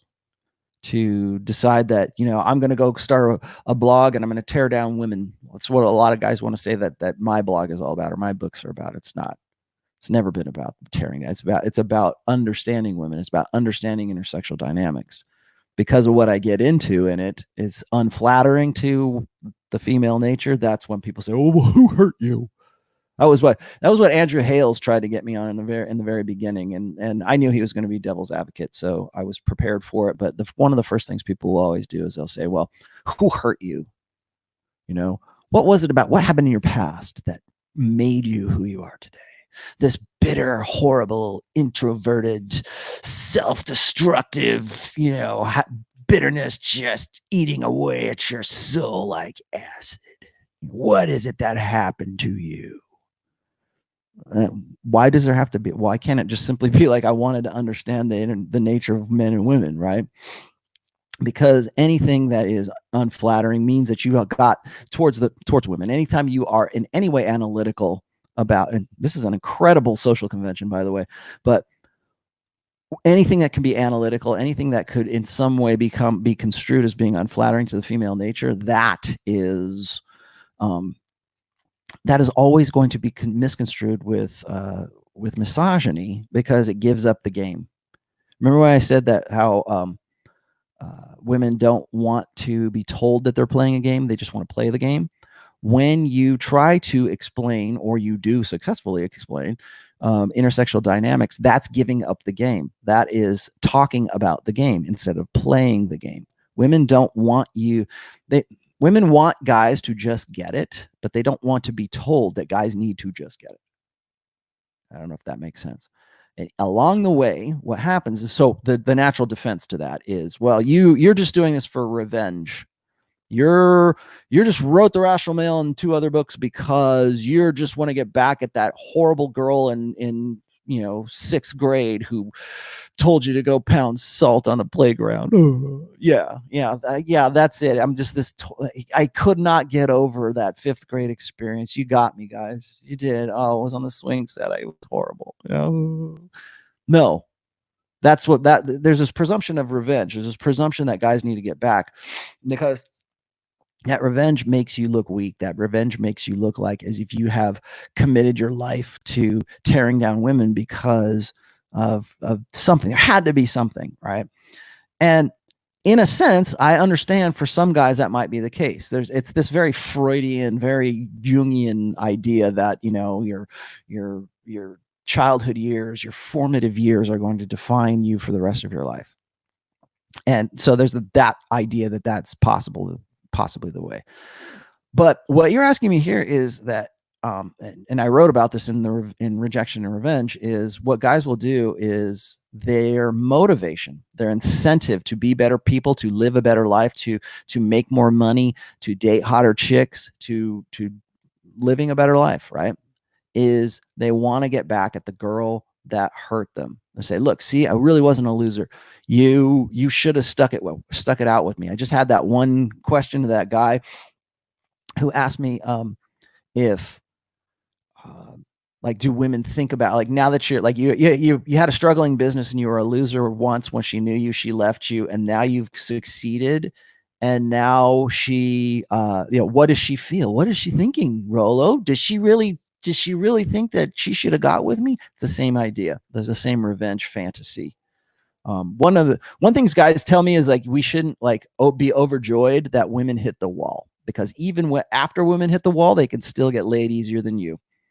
And there is this idea that the only reason anybody would ever talk about the wall for women is because they want revenge, because they think that, well, once that woman hits the wall, she will no longer be sexually viable. And boy, won't she be sorry then? Won't she really regret the life that she lived? Won't she regret not, taking a chance with me? Ha ha, look, I'm a successful business owner right now. All right, what made you that? Did you do what you did because you have a genuine passion, or this is like something that's intrinsically rewarding to you? Did you do those things because did you build your fucking empire because you wanted to prove to that bitch that jilted you in 5th grade? Or did you do it because that's just who you are and what you're about? It's also called crisis of motive. Why do you do what you do? And this is sort of a reversal of that, but crisis of motive is, and guys will hit critics. I want to say guys, critics will tell me this all the time. They'll say that I go to the gym for me, or women will say, oh, well, I dress this way for me. Like they're dressed out hoop earrings and lingerie and their Snapchat and, the premium Instagram, whatever the fuck they're doing, to turn guys on. You go and you hit up a woman about that and you go, why do you do this, young lady? I do it for me. No, you don't. You do it for attention. You do it because you are advertising your sexuality. You do it for other reasons. And it's not like some intrinsic thing to you. That's called a crisis of motive. Crisis of motive is, why do you do the things that you do?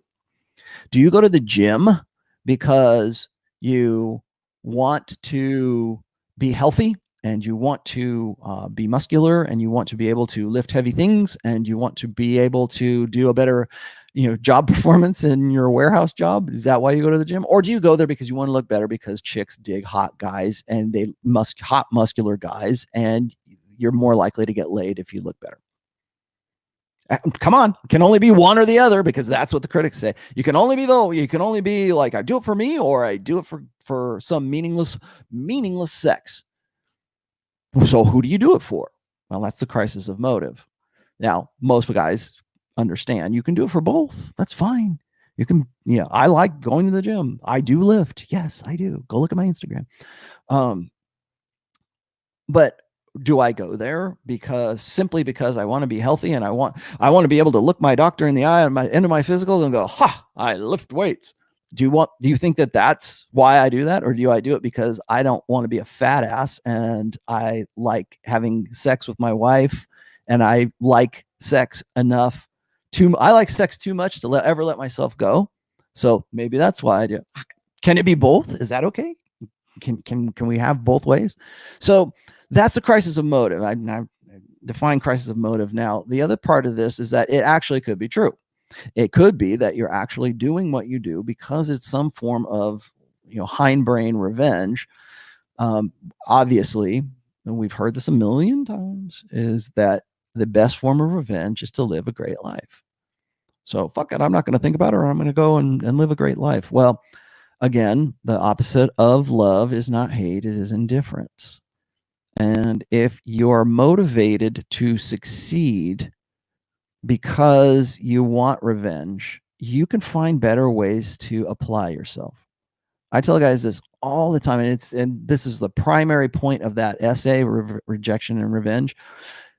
What was it in The Princess Bride? Remember, Inigo Montoya, one of his lines was, "There's not a lot of money in revenge," and he was right. And I thought that was really profound. I know it's a silly, Princess Bride's I guess it's a classic now, but that was really profound line. There's not a lot of money in revenge because you're wasting your time.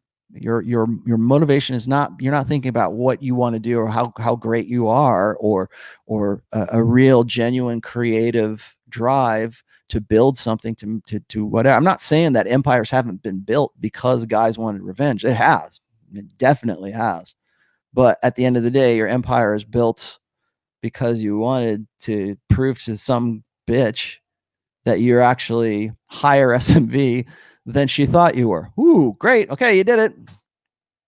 So bravo. Well, now what? Now what are you going to do? You know? And so you can't just have that as your motive. And I don't think most guys do. I'm not saying it's not possible. It is, but just be careful of that. Revenge is never time well spent, because the time the burning the calories in your brain to figure out how you can get revenge is energy, motivation, incentive, and calories you could be spending on figuring out how to, paint a masterpiece or find mastery. Find something that is going to make you, like, I know MGTOWs do this too. Like when you make women the metric of your life, and this is where I agree with MGTOWs, and it's mental point of origin. It's not even MGTOW. But when you make women or other people the metric of your life, the only metric of your life, then your success is based on whatever it is that they're thinking. It's not about you. They are the ones that motivate your success, not yours, not what is intrinsically rewarding to you does not motivate your future success. So be very careful of revenge, because revenge is by and large, revenge is almost always a waste of time. Let's see. What else do I got? Hopefully that answered your question. Okay, we talked about that one. Reese R says, women are mercenaries. Stop treating them with kid gloves or with gloves. All right.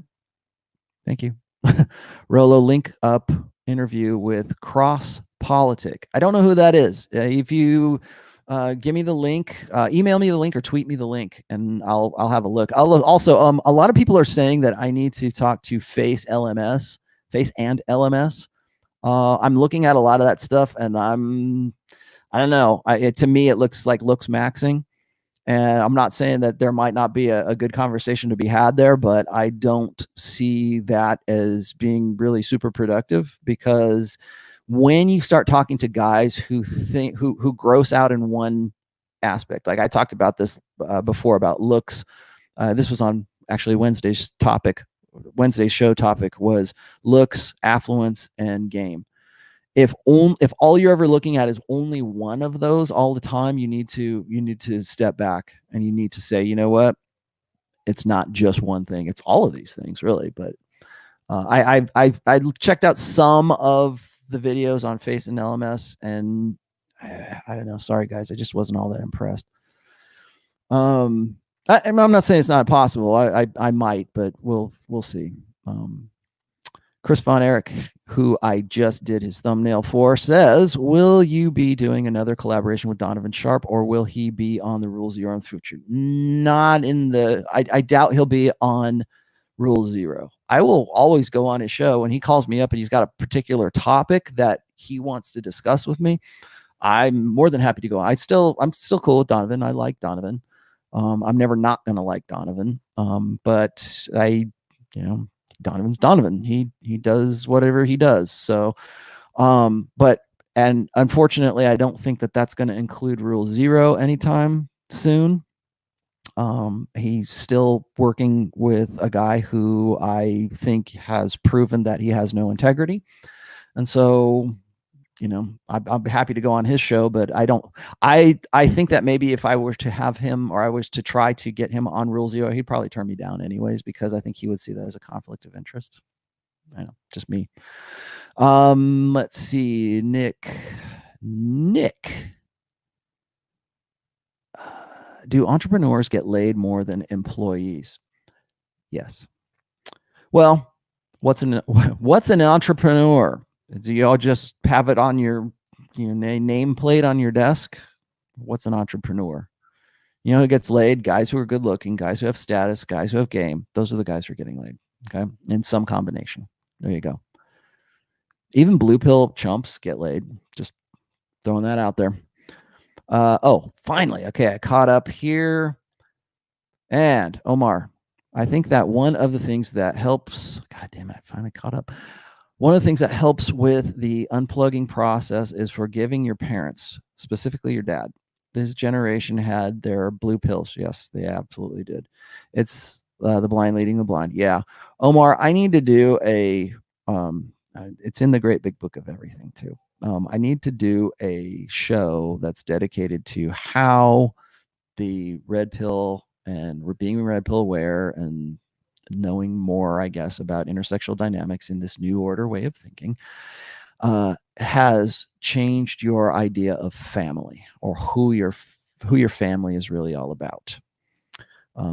That is going to be a pretty hard hitting episode, I think, and I got to do it right, because like you were saying, it's really hard to realize that the way you are, or your thought patterns, or the way that you consider women is influenced by a guy who probably didn't know much about girls and probably was not the best, person to be learning things from.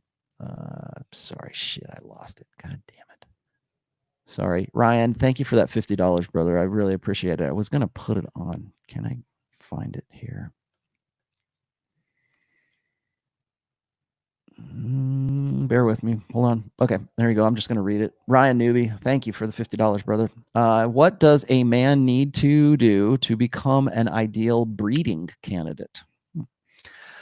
If you were to lay out a program for achieving I need to have his babies, yes, status, what ride or die, yeah, what would that be? Lifestyle, mindset, whatever it is, what are the boxes and how do you tick them off? All right, well, first off, I was going to say, and I said this on my Wednesday show, looks, affluence, and game. Okay, people will argue with me and they'll say, well, game is just social intelligence. And yeah, it is. There's certainly a component to it. You've got to be good looking. Let's just cut to the chase here. You've got to have a physique that inspires a woman's arousal, that inspires lust. Yes, I said it, lust. It has to inspire lust in that woman. So that, I think, is the foundation. There also has to be some sort of affluence. And by affluence, I mean there has to be at least some sort of money involved, but also status. It doesn't always have to be money, but it can be status. It can be potential status.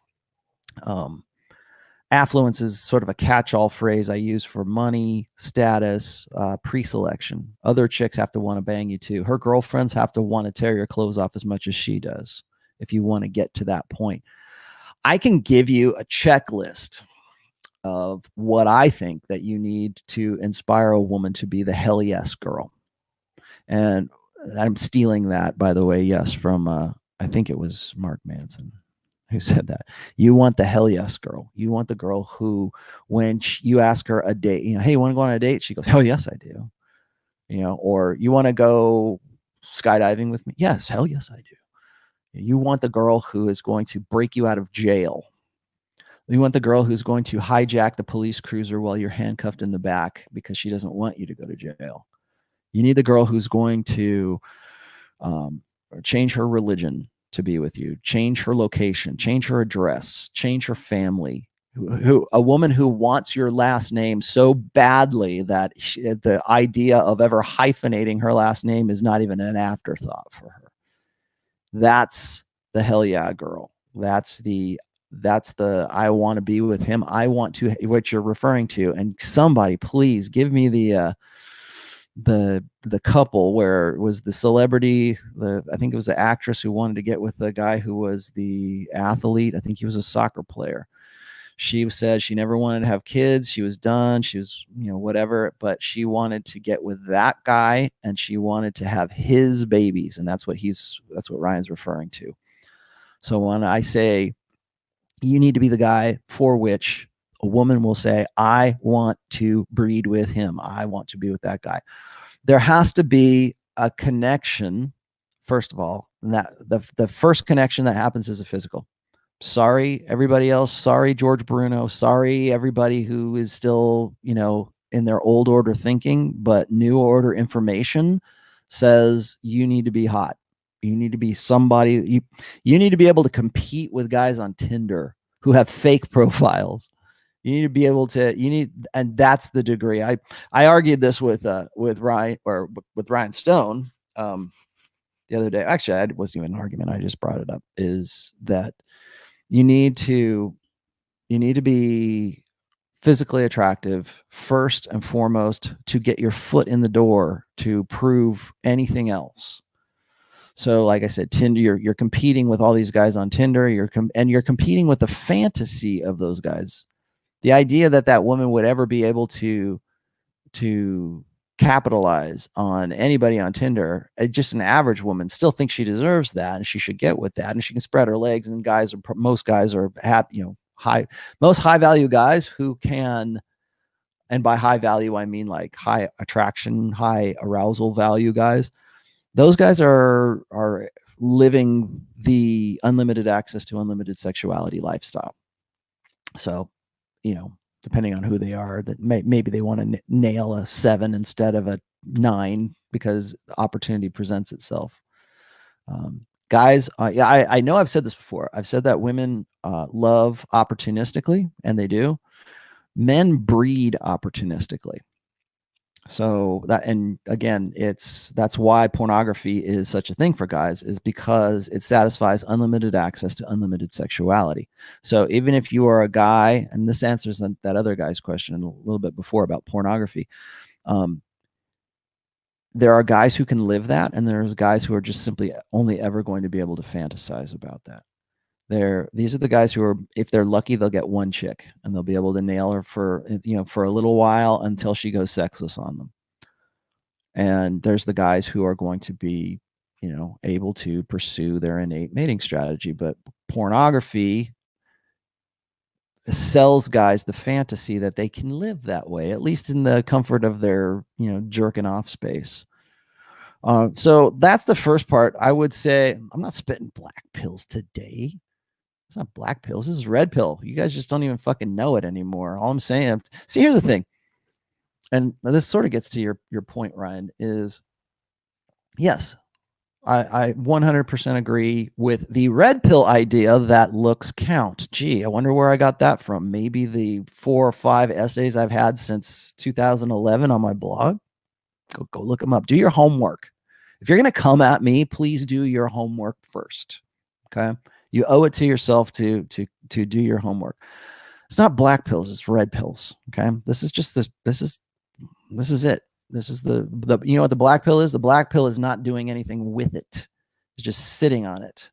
It's just wallowing in the misery of the realization that you're a low SMV guy. And that's what Ryan's asking me. How do I go from being a low SMV guy to being a high SMV guy? You know where that starts? In the fucking gym and the kitchen too, by the way. How do abs are built in the kitchen? Yeah. That's where you need to go. And you need to realize that. And you need to have where you start being the hell yeah guy right here. Going to the gym is a manifestation of what's up here. Making the right food, making the right choices in your diet, that starts here. That doesn't start, I'm hungry. No, that starts right here, changing your mind about yourself. All right. So looks max guys. Yeah, you're right. You need to be good looking. You need to be hot. You know where the decision to be that is? Right here, dumbass. That's where it is. So don't give me this bullshit about, oh, you're black pill. No, black pill is not crossing the abyss and doing anything about it. You know what black pill is? It's going, oh man, I'm fucked. I'm never going to be a good looking dude. You know what red pill is? It's going, yeah, I'm fucked, but I'm not going to be fucked for long. I'm going to the gym. See you later. I'm going to get out there. Okay. You know what? I learned game today. Wow. Great. You know why I'm learning game? Because I also happen to know that looks only take you so far. You can get laid. Yeah, lots of good looking guys get laid. Sure. But do they have relationships with women?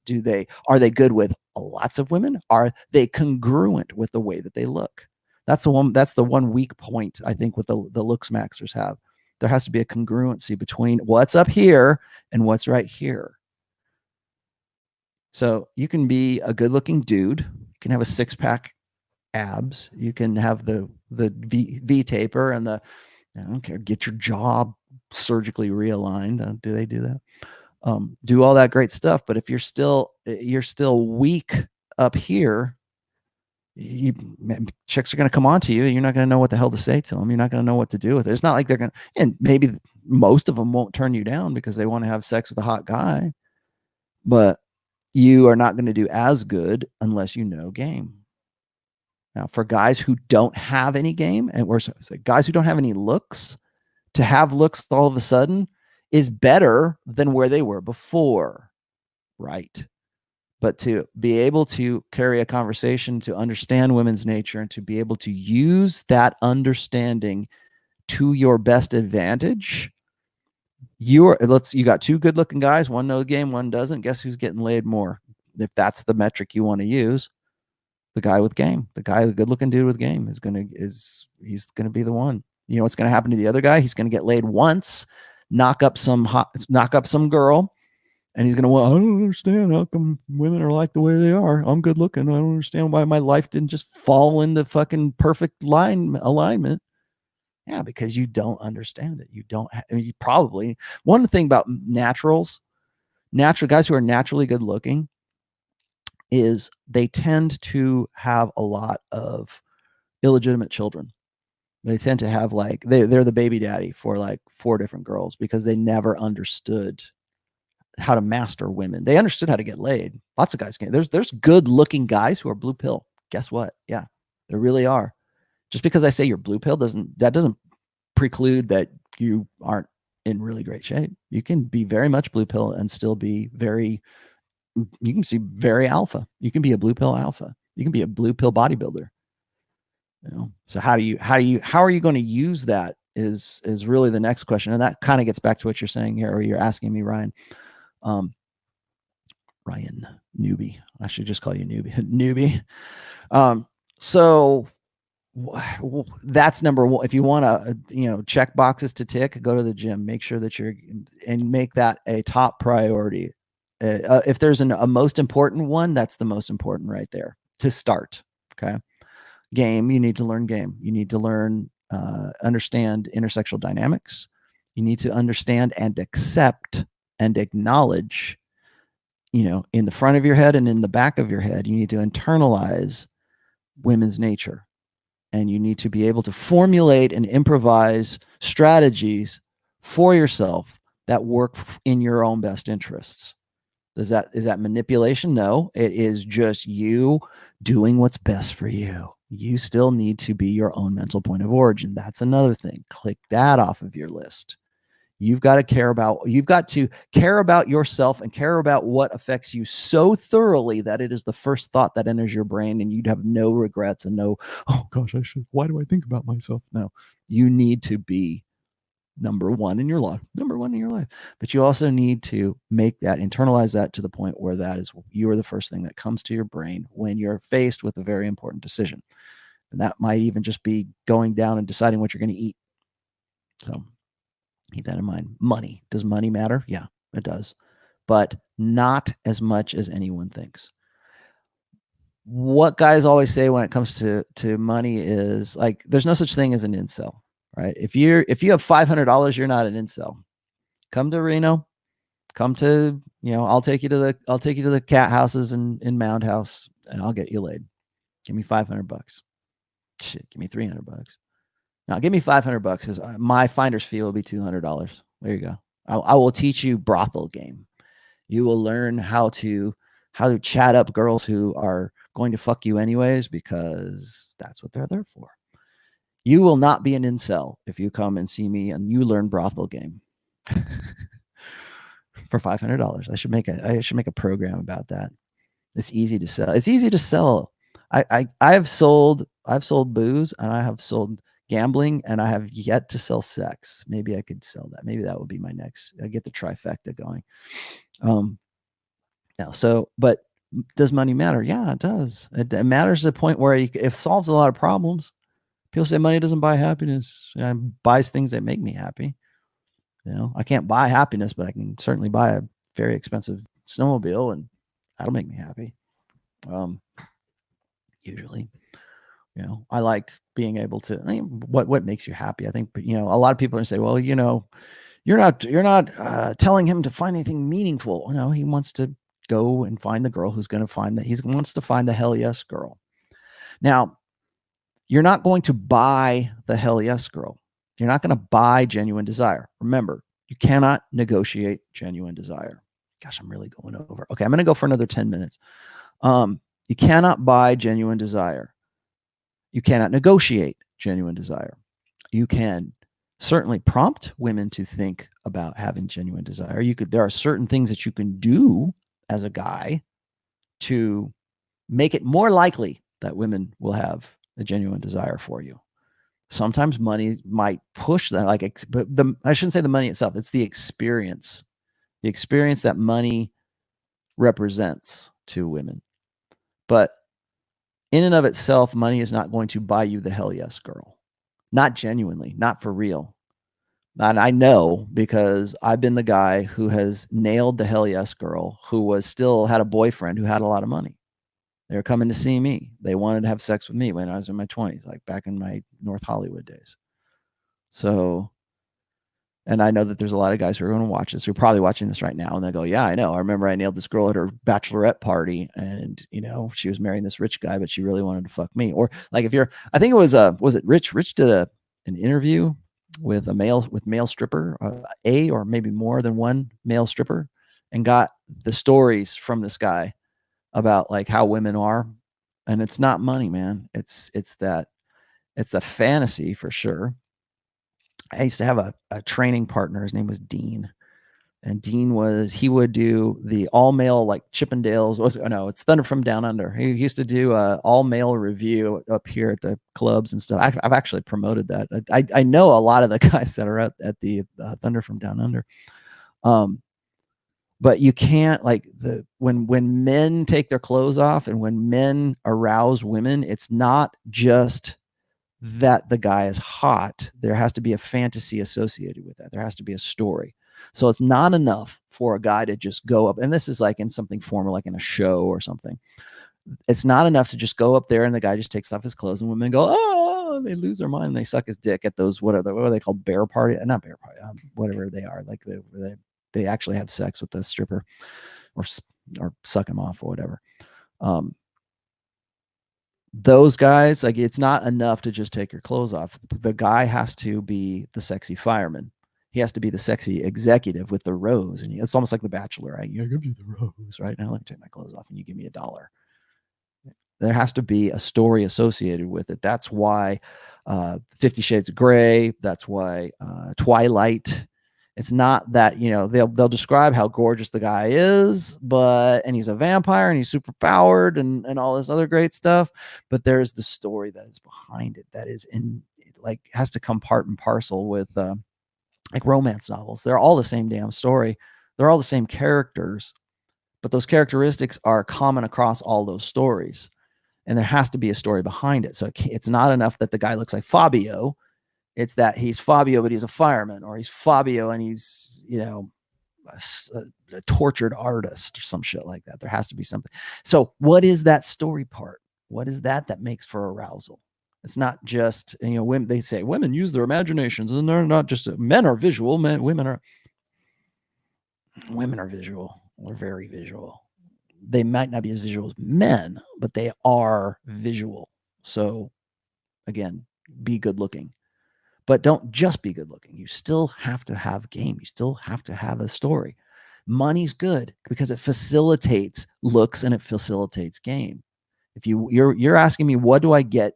How do I get to the hell yes girl? And this is how you get to her. Is you have to so thoroughly answer the hypergamous doubt question. And what is that? Is he the best I can do? If a woman realizes, I've written about this too, it was in SMV ratios. If a woman realizes that she is a 7 and you're a 9, and in her back of her mind, in her hindbrain and everything else, you have some fame. Maybe you've certainly got pre-selection. You've got looks. You've got game. You have alpha fucks and beta bucks in the same guy. Primarily, she's going to look at alpha fucks first, but she's still got beta bucks is there. He still would be good. I want to have his babies. I think he'd be a great father. He's still good looking. He's fun to be with. He loves his mother. He likes puppy dogs. I'll be happy to change my religion for him.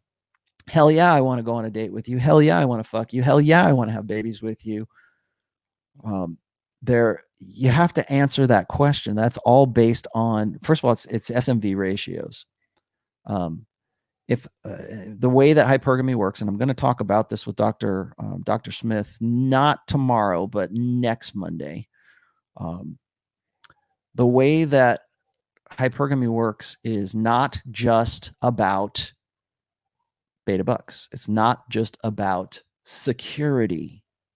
It's not just about that. It is about sex as well. It is about hot monkey fucking sex. That is alpha fucks.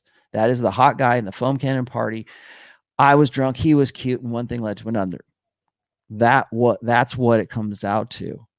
That is what the alpha side, and that's the side that no one wants to talk about. That's a side even Dr. Jordan Peterson won't talk about that because he's never experienced it. He's only ever had the beta buck side. He's only ever been the good provider. So we have to build that up. We have to only validate that. We have to only affirm that. That's the only answer. You just have to have a lot of money, be a good dad, and have open communication and and negotiate with her on your decisions.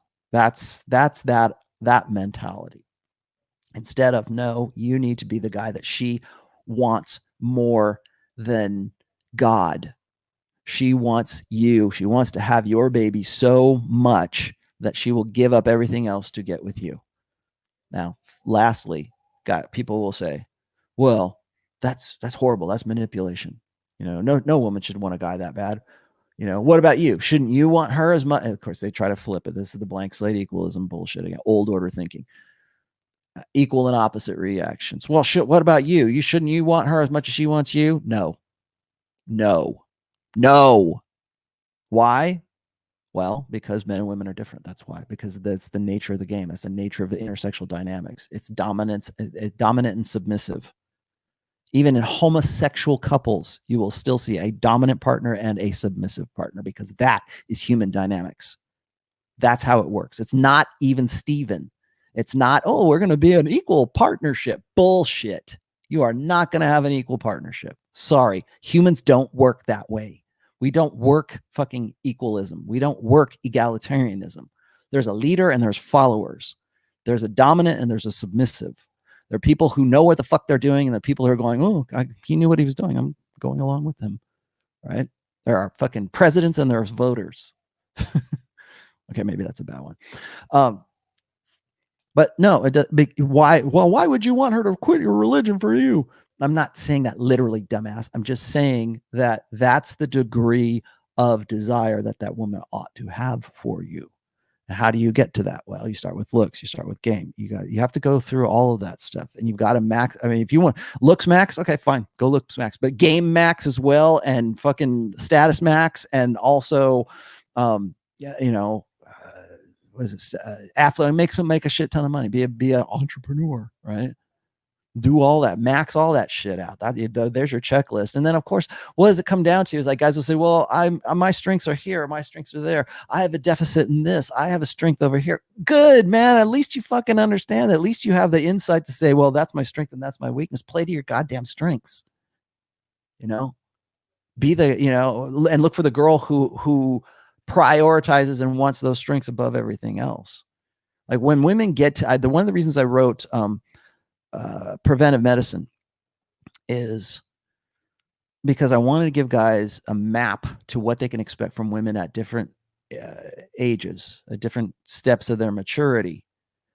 And when a woman gets to a point where her sexual market value is on decay, it's like, it's trying to find the sweet spot. It's like, you're probably not going to lock down a girl who's 23 years old because the world's her fucking oyster, man, especially a high value girl. You're not going to do that. You very, very rarely are you going to do that. But when that same girl gets to be about 27, 28, yeah, you might, because her priorities have changed. She's looking for something that's different. She's not looking for anything different, I should say. She's prioritizing the things she is looking for in a different order. So now suddenly you're 30 years old. She's 28 years old. The 23-year-old her you couldn't get with. A 28-year-old girl you can get with. But you have to understand why she's hot for you and why you solve a reproductive problem for her, and use that knowledge to your best ability, to play to your strengths, but to also in your best interest to use those. And people say, well, that's manipulative. Yep. Because you want what's best for you and you want what's best for her too. That's really manipulative. I'm very manipulative with my wife, if you consider it from that perspective, because I want what's best for me, and what's best for me is what's best for her. Am I manipulative? I'm not doing it to crush her soul.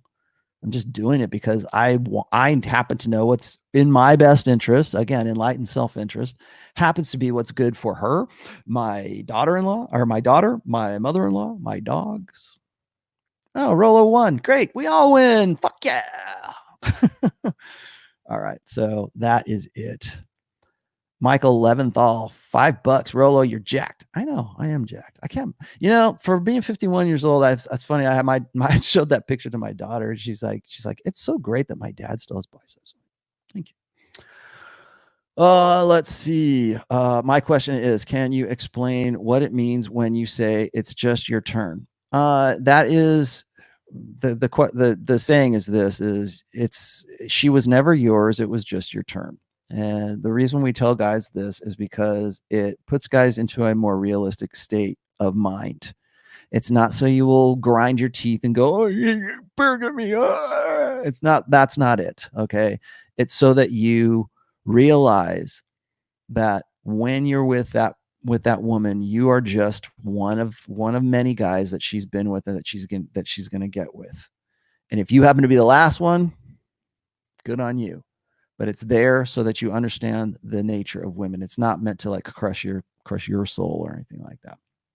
It's not also to say, and here people will misconstrue it. They'll say, well, when those pickup artists say that, it means that they hate women. No, it's just to give you a realistic. It's hard to be nice and give a realistic assessment of women's nature, because anytime you do that, as objective as you can be, as measured as you can be, just the fact that you're even saying it as a guy means you're a misogynist. You're a chauvinist. You're sexist. There's something wrong with you. Why would any guy ever think about trying to figure out women's nature? Well, of course, you're a misogynist. I guess I'm a misogynist. Michael Leventhal. God damn it. You guys, I tell you I got 10 minutes and you guys throw all this new crap at me. Okay. Can I get that one? Let me see. Excuse me. These are the last ones. Don't send me any more. As much as I like to have your undying support, Savage Commentary says, Rollo, what should you do if you have a hell yes girl, but still want to bang other girls? Turn her in your primary and then bang other girls. Follow the Andrew Tate school of mating. Is it worth it, or is it just scarcity mentality? To what? To just bang her, or what do you want to do? What lifestyle do you want to do? What choice do you want to choose? Because what I think you're struggling with here, Savage Commentary, is you're struggling with an old order way of thinking that you can only have one or the other. And I think increasingly that's not necessarily going to be the case. If you're a high value guy, if you're the guy who's high value enough to inspire a woman to be the hell yes girl, you're probably in a good position to be able to nail other girls. Look at this is the Andrew Tate conundrum. Okay. Like, and I like Andrew, like that's his lifestyle. I probably never going to live that lifestyle. I'm happy the way I like my lifestyle. I'm not going to trade it for anything else. You call me old order thinking, that's fine too. But would I like to bang other girls? I mean, I'm not going to say I'm not attractive, not aroused by other girls, but I'm not going to make any special effort to try to ruin my marriage so I can go do that. But maybe you're not in that situation. Things have changed. You know, I've done whole episodes on polyamory and polygamy, polygyny. That's what I'm looking for. So why does it have to be either or? That's all I would say. And lastly, because it's $20, and this is a cool question. Where did it go? There we go. Last one. Rollo, what do you suggest? Oh, this is for Lauren Amu. What do you suggest on learning game that seems to be the hardest? Yeah, it is. And it's becoming increasingly harder. Thanks for the $20, man. And the reason it is because fewer and fewer people want to, well, it's getting more dangerous, I should say, to actually teach guys how to be pickup artists. You are going to see in the coming, I would say within the next 5 years, we're already seeing the legislation in certain countries, like it's illegal to be a PUA, right? You're going to go to jail if you try to be a PUA or you try to teach other guys to be a PUA. That's going to end up being like illegal. Right? It's already kind of illegal right now.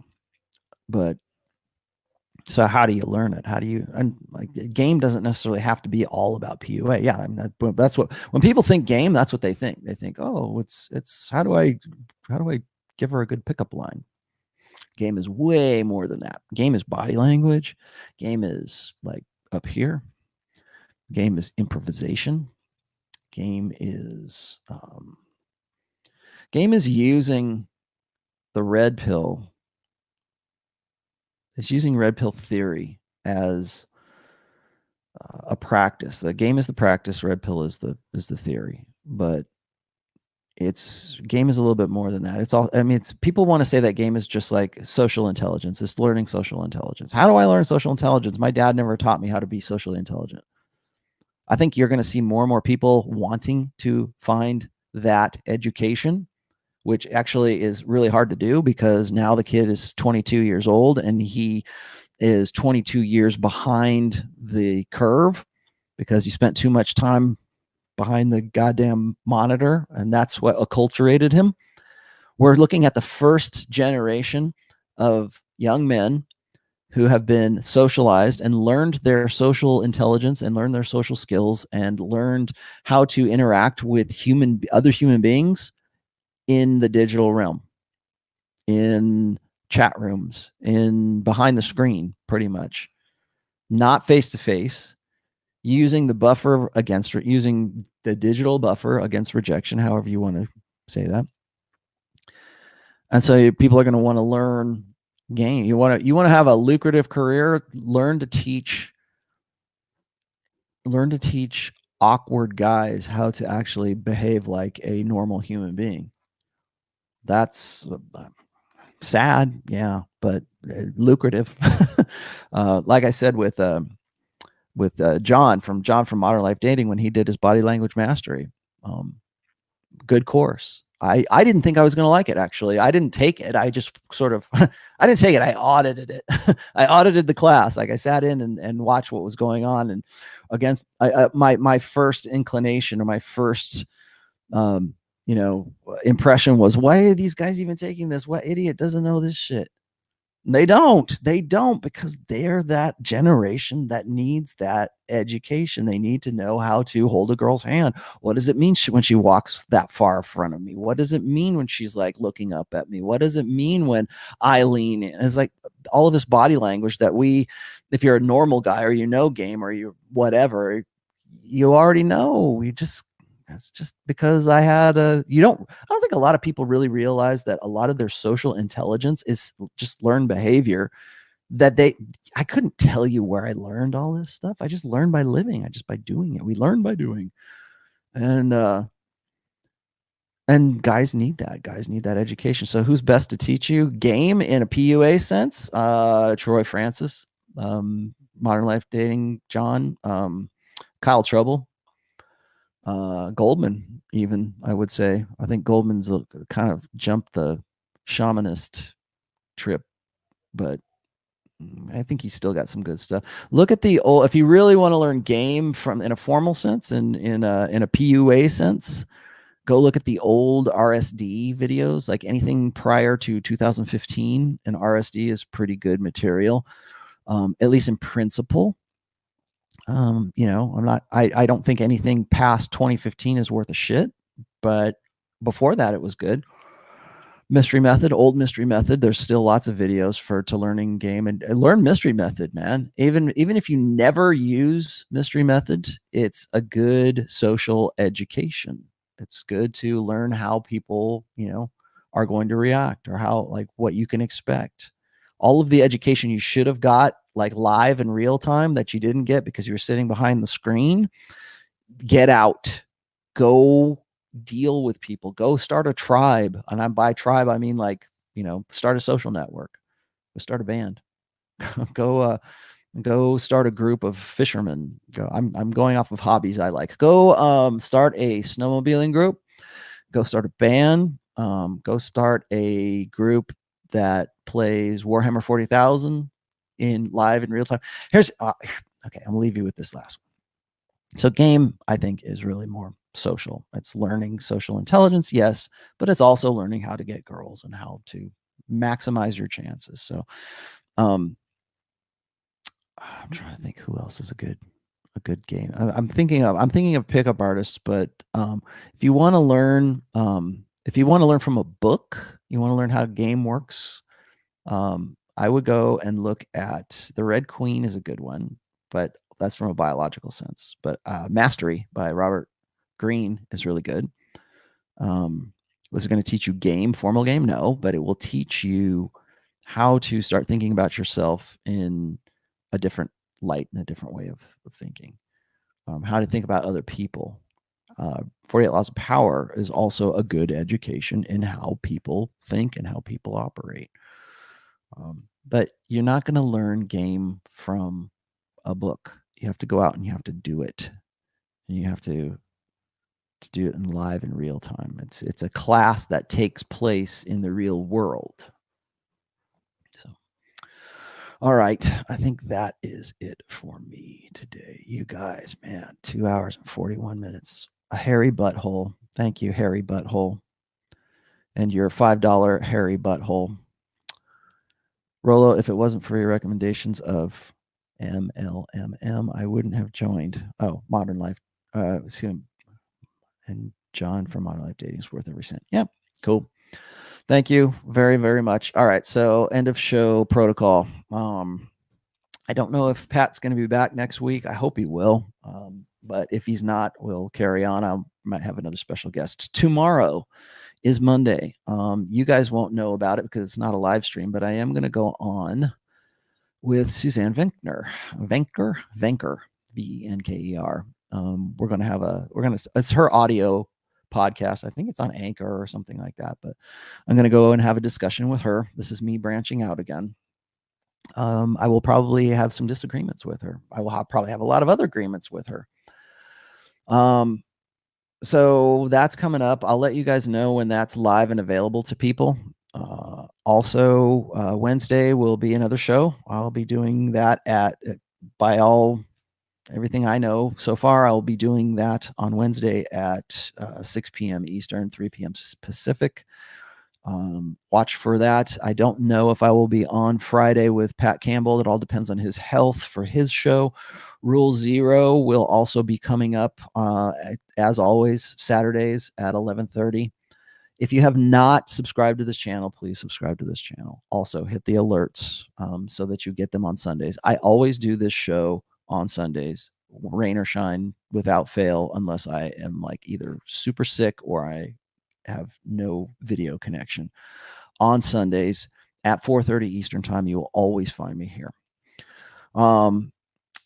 If you want me to discuss certain topics or whatever, if you have questions that you didn't get answered on here, if you're looking for counseling, yes, I still do counseling. I'm stepping it back until I finish up my my fourth book, which should be by the end of March, assuming Amazon wants to publish it. So I got that going on. I'm trying to think what else I have to do. Book is coming along very nicely. Dalrock has actually decided to keep his blog up. Thank you very much. And Dalrock, thank you for doing that. So it will be at least an archive, or it'll just be sort of sitting in stasis. I think he's decided to give up blogging altogether, which I still think is sad, but I completely understand. He's been doing it nonstop for 10 years. I get it. But I'm pleased to say that his blog is still going to be available for people to read. So go and check that stuff out while you still can. I'm glad, because it will allow me to at least accredit him in book 4. Let's see. What else do I have to tell you guys? I think that's about it. If you haven't supported the show, please support the show. If you're not a Patreon subscriber, that you can find in the description all of the links to support the show. Even if you just want to do a donation to one of my charities, I'm cool with that. Well, my charity, which is the Greyhound adoption charity, Greyhound Rescue, although they're not rescued, they're really retired. I'm supposed to say that now. And if you want to support me directly, you can always become a Patreon subscriber. You can also I take donations as well too. Hit me up, I'll give you my PayPal. Or you can I also take crypto, which is also in the description. So go check those things out. Also, if you don't want to make a financial contribution, that's cool. But if you want to give me a good positive review on Amazon, those are always highly appreciated. And I will probably tell you right now that I will use your 5-star review as probably an advertisement on Twitter. So you'll be famous too. Anyways, thank you guys very, very much for the show. Thank you for listening to me ramble. I know you guys like Rollo Solo, so that's cool. We'll keep it up. I like doing this stuff too. As you can see, I go a long time. So anyways, that was good. Also, go check out my Instagram. The link is in here too. And I will see you guys on Twitter, and I will see you guys on Wednesday. Thanks, guys.